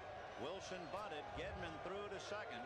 Jim Evans ruling that Spike Owen came off the bag and didn't get back down in time. However, the Mets opted not to bunt with Howard Johnson, and he struck out. And now the count on Lee Mazzilli, 2 balls and 1 strike.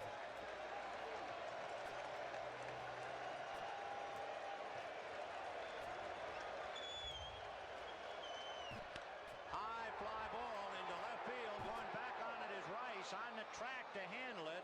And, of course, after that play with Johnson, had he bunted, your winning run would have scored on that.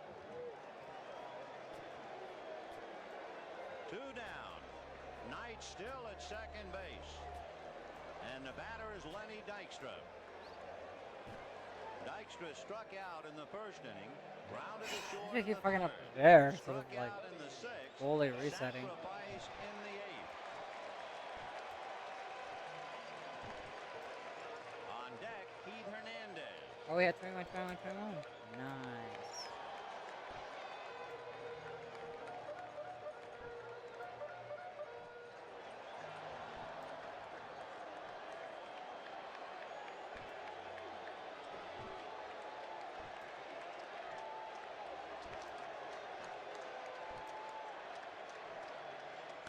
Ground ball foul. 0-1. Interesting to look tonight that now that Lenny Dykstra comes up with a runner in scoring position, Ray Knight, every man in the Mets lineup has come up with a man in scoring position. And it's 3-3, bottom of the ninth. Mazzilli thinking about that long out to left. Fuck, I did it again.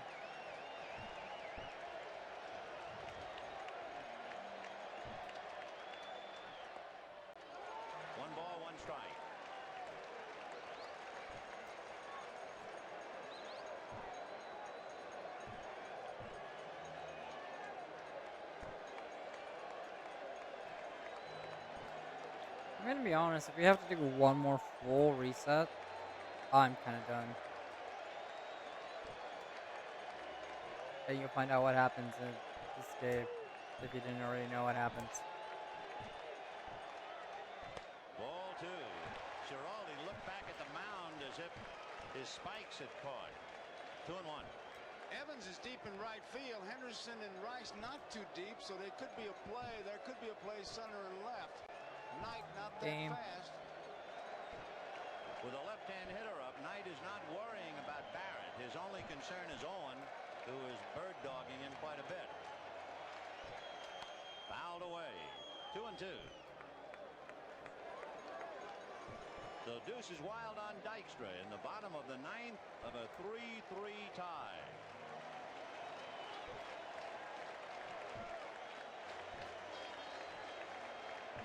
Pitch. Don Baylor, the designated sitter in the National League Park.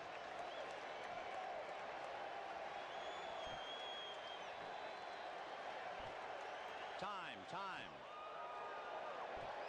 Who called it that time, I wonder? It looked like Dale Ford his concentration may have broken because Dykstra didn't back out at all. What he did was he took his left hand off the bat and held it up as if he was asking the teacher to lead the room. And Evan, finally Ford spotted it and called time. 2-2.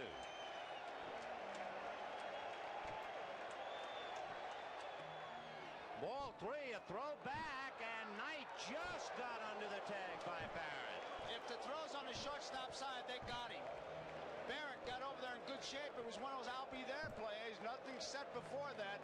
Now Gedman's throw, he spots it. He almost has to move out to get away from Dykstra. If it's on the shortstop side, they got him. Now Ray Knight, who was cheating, trying to get the extra steps in the event of a base hit, is now given the luxury because of the off-the-line throw. He will be in motion 3-2. So what a big play that was. That ball was there ahead of him. It just a little bit on the wrong side. The runners go on a full count. There they go instead of fate.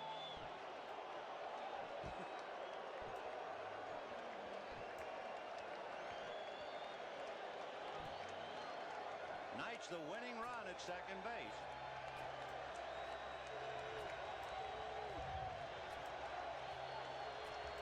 The runners go on a fly ball to left field. Jim Rice is there. And we're going to extra innings. Free baseball, y'all. Besides the throw to second, Davy Johnson's option to not bunt with Howard Johnson. And the Mets lead 2. They've left 7 in the game. And at the end of 9, a 3-3 tie. Fuck, I did it again. This telecast presented by authority of Major League Baseball may not be reproduced or retransmitted in any form without the express written consent of Major League Baseball. We have a moment we would like to salute Jack Bennett. Jack Bennett started at NBC in 1952. He was a top sports cameraman for the World Series for 20 years.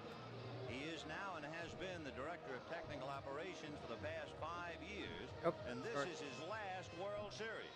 And we're sure making Game 6 a game to remember.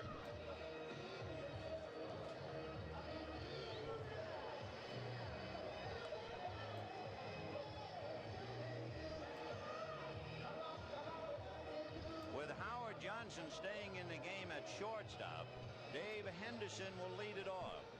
Would you like to roll back the clock to Game 5? The Sox were 1 strike away from being eliminated when Henderson took a Donnie Moore pitch and hit it out. And Anaheim, that was 1 pitch away from celebrating. Henderson broke Gene Mauch's heart. Now it's be the California Angels, am I right? Henderson has flied to left, flied to center, grounded to short, and singled to short on the bad hop that struck Kevin Elster on the left arm. So Howard Johnson is the shortstop. And Henderson at the plate, and Rick Aguilera going to work.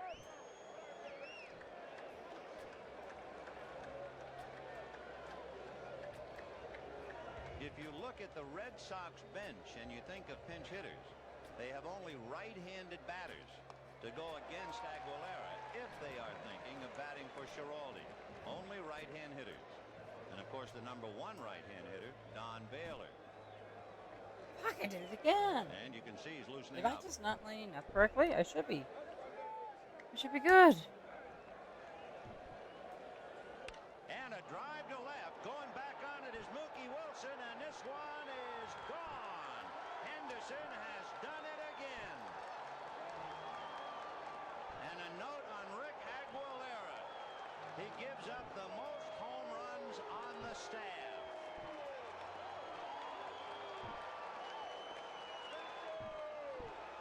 It looked like a fastball, and there you see Roger Clemens, and look at this bench.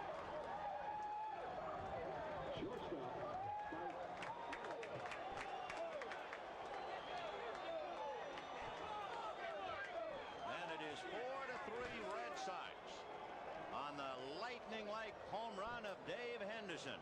And he knew when he touched it off. He and what knew. a difference in the swing between this one on Aguilera and Ojeda. A strike to Spike Owen, who is 3 for 3. So the Mets disdain the bunt, and the Red Sox make them pay with a home run. 1 ball and 1 strike.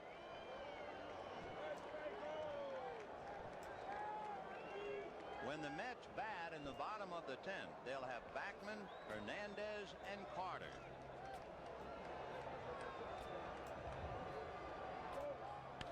Slicing foul off third, out of play. You think that Henderson hasn't been on a roll? Just look at him.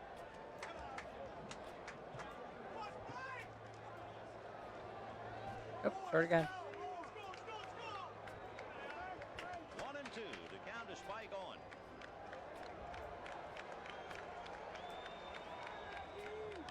Fouled away. The Red Sox led 2-0. The Mets tied at 2-2. The Red Sox led 3-2. The Mets tied at 3-3. The Mets with Okay. a golden opportunity What is in the the fucking 9th play inning here? to win it, let it get away, and Henderson hits the home run leading off in the 10th.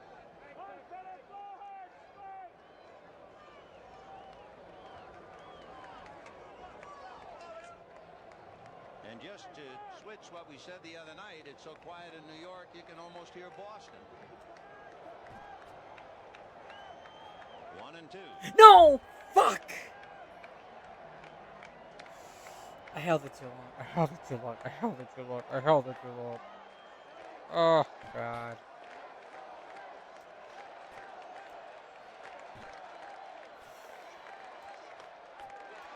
That takes care of Spike Owen. 1 out in the 10th inning. Second strikeout for Rick Aguilera. And of course, that home run does a lot of things, and among others, here comes Calvin Schiraldi. It looked like Baylor was going to hit for him until Henderson ripped it.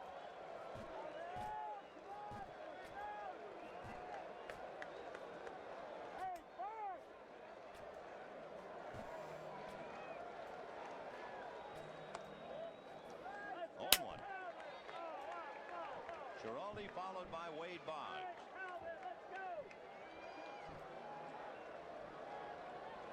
Mazzilli short and shallow in right field. That's a strike. 0-2.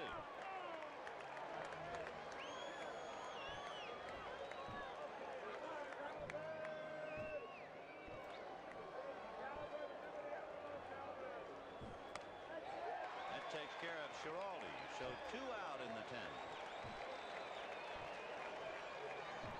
Roger Clemens. 1 minute he was pitching a no-hitter. The next minute he was tied. And the Sox bullpen, that's Al Nipper chatting with him. 3 outs away. Ball 1. Boggs, 2 singles, grounded out, hit into a force play, and walked intentionally. He's 2 for 4. Bitch. Fouled away. 1 ball, 1 strike. To repeat, Backman, Hernandez, and Carter in the bottom of the 10th. And the Mets with 39 come from behind wins.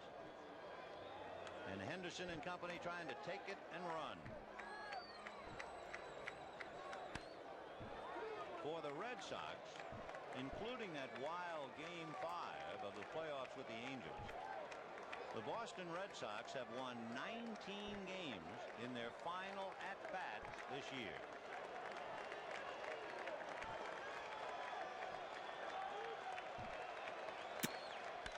And that's hit in the alley in left center, but it's slicing, and Mookie can't get it. It's going to the wall. Boggs into second base with a stand-up double.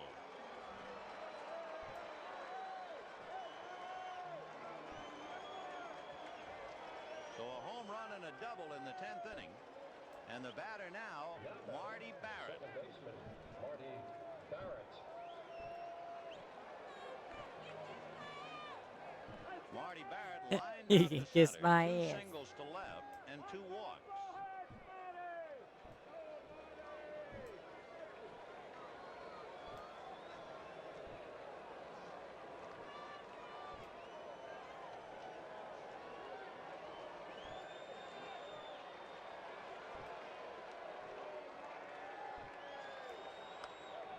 In there.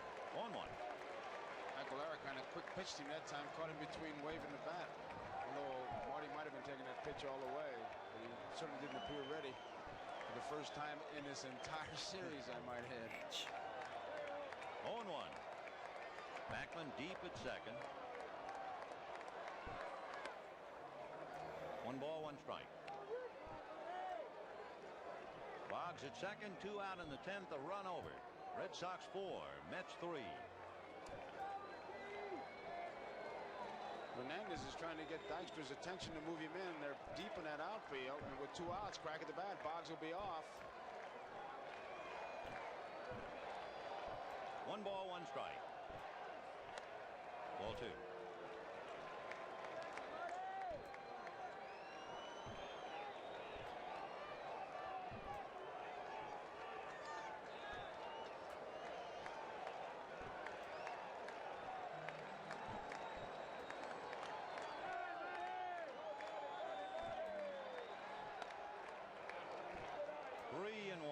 On deck, Bill Buckner.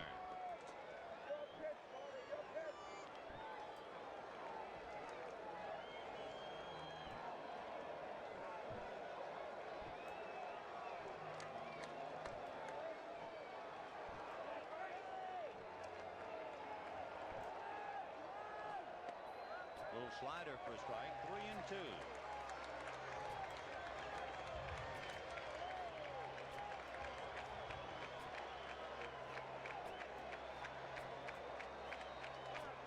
Waiting to be picked up with 2 out. 3-2 to Marty Barrett.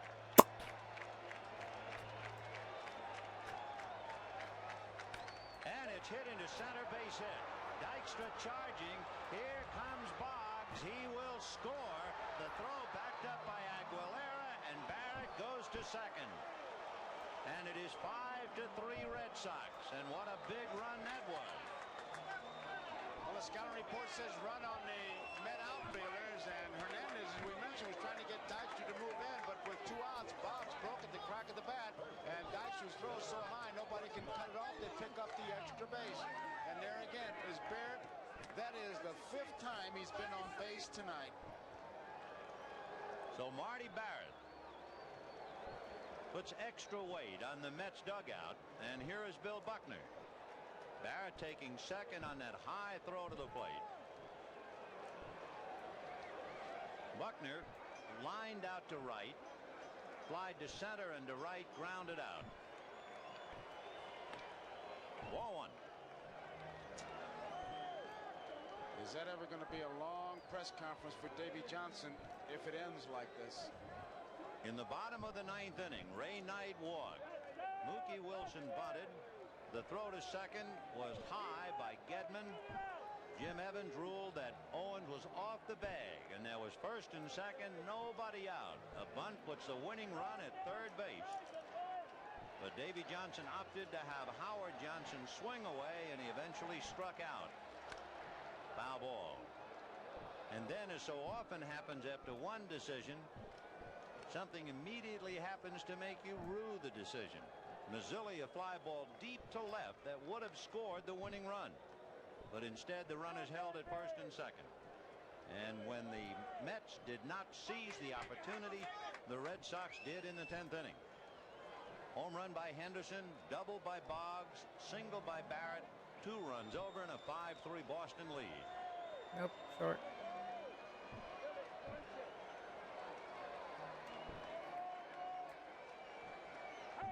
One and one. Fouled off.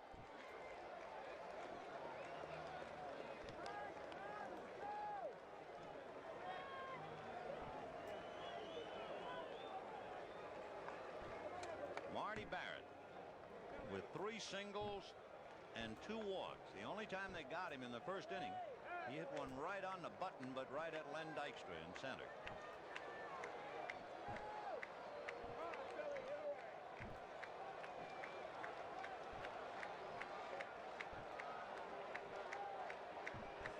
Hit him. So Buckner is nailed by the pitch, and that will bring up Jim Rice.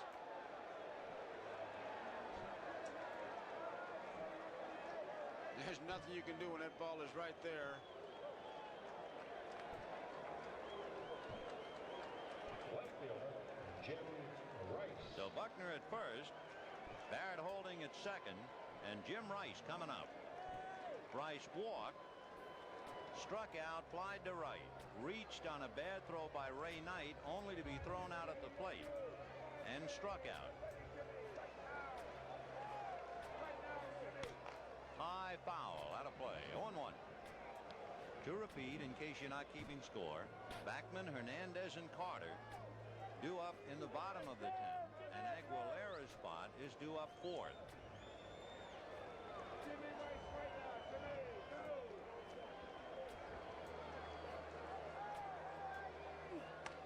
One ball, 1 strike.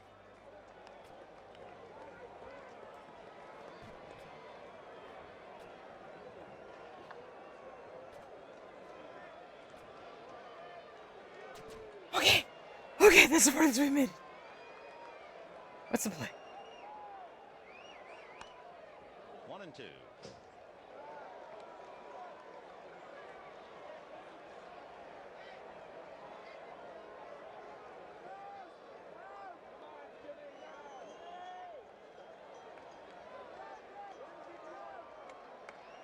Okay.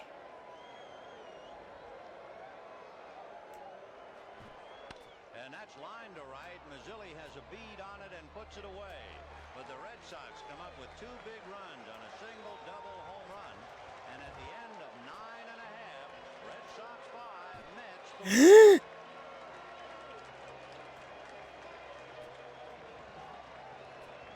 You see the difference difference in that guy's swing against him and Ojeda. Hold up.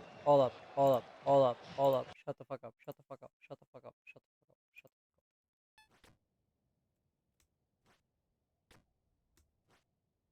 No!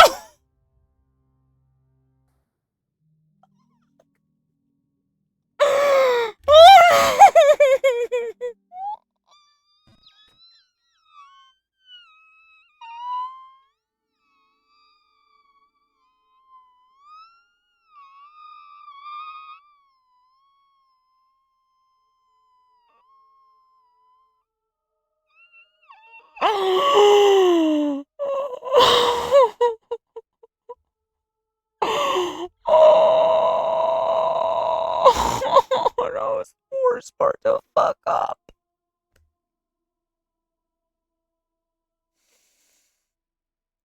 Oh, man.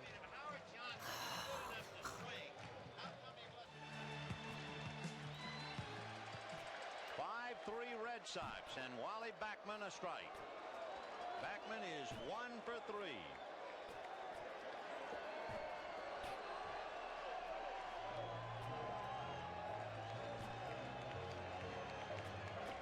Calvin Schiraldi trying to finish off the Mets and the 1986 baseball season. Fouled away, 0-2. And it looks, Vin, with that swing that we're not going to see the Dykstra or Backman beat out upon, which really is a story in itself. Our particular thanks in sending you all the excitement and drama tonight to Mike Weissman, to George Finkel, Harry Coyle, and all the fellows who have worked so hard to bring you this World Series. 0-2 to Wally Backman. Little poke job to left, Rice coming over. One away. It is tough enough to lose. It is a long enough winter anyway.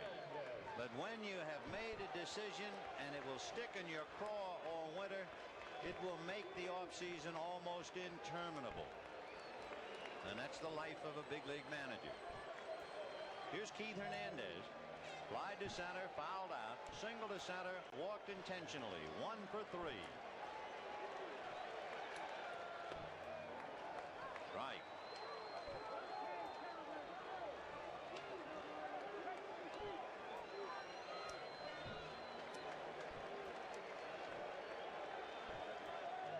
Rick Aguilera, who gave up the home run to Henderson.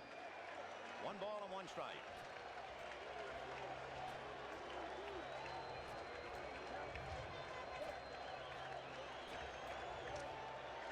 On deck, Gary Carter. So this at bat for Keith Hernandez, very important. Trying to make Carter tying run. 1-1. Ball 2. Again.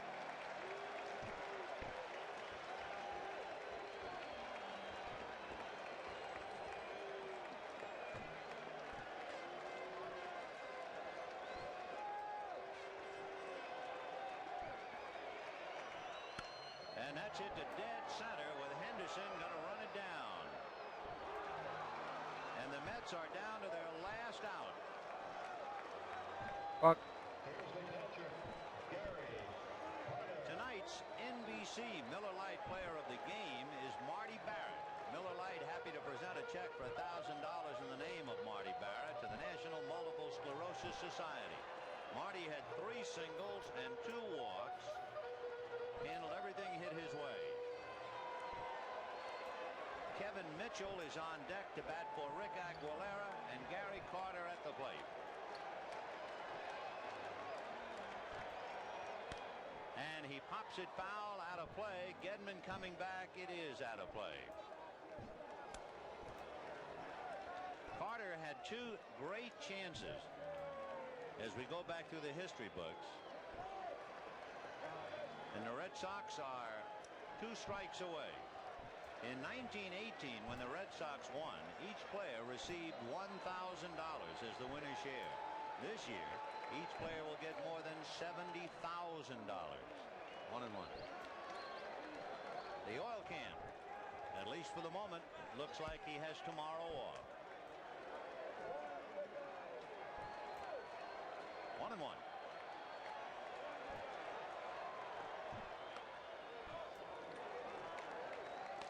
Dave Henderson joining Carlton Fisk with dramatic 6th-game home run. And Roger Clemens hoping for that last out. Lined into left field, base hit for Carter, and the Mets are still alive.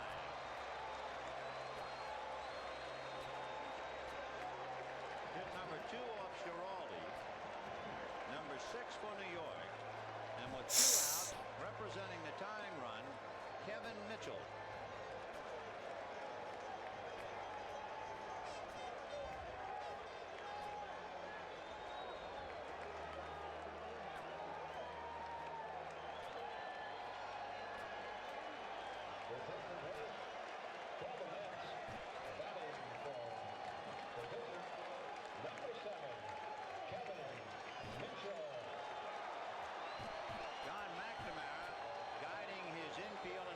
Checking his outfield for Mitchell, and the outfield deep and straight away. Barrett is on the rim, and Owen is deep at short.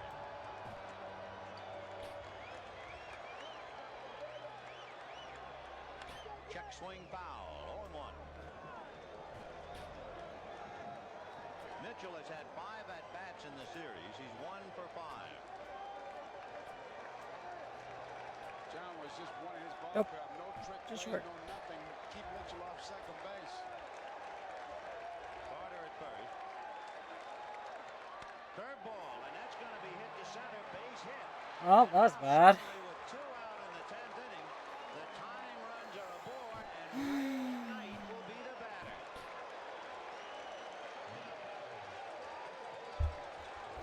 I got it in me, man.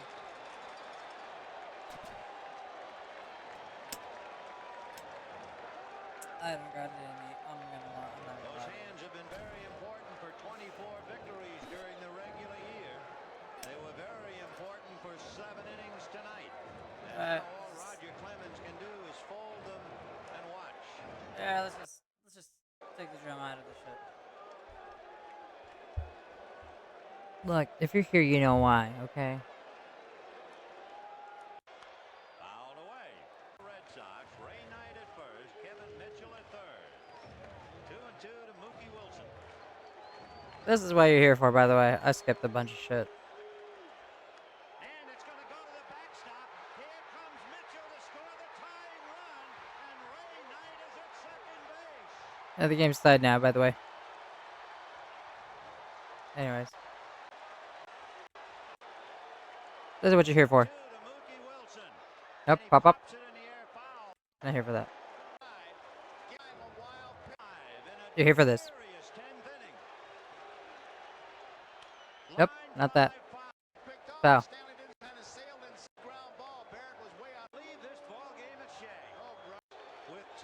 Right here.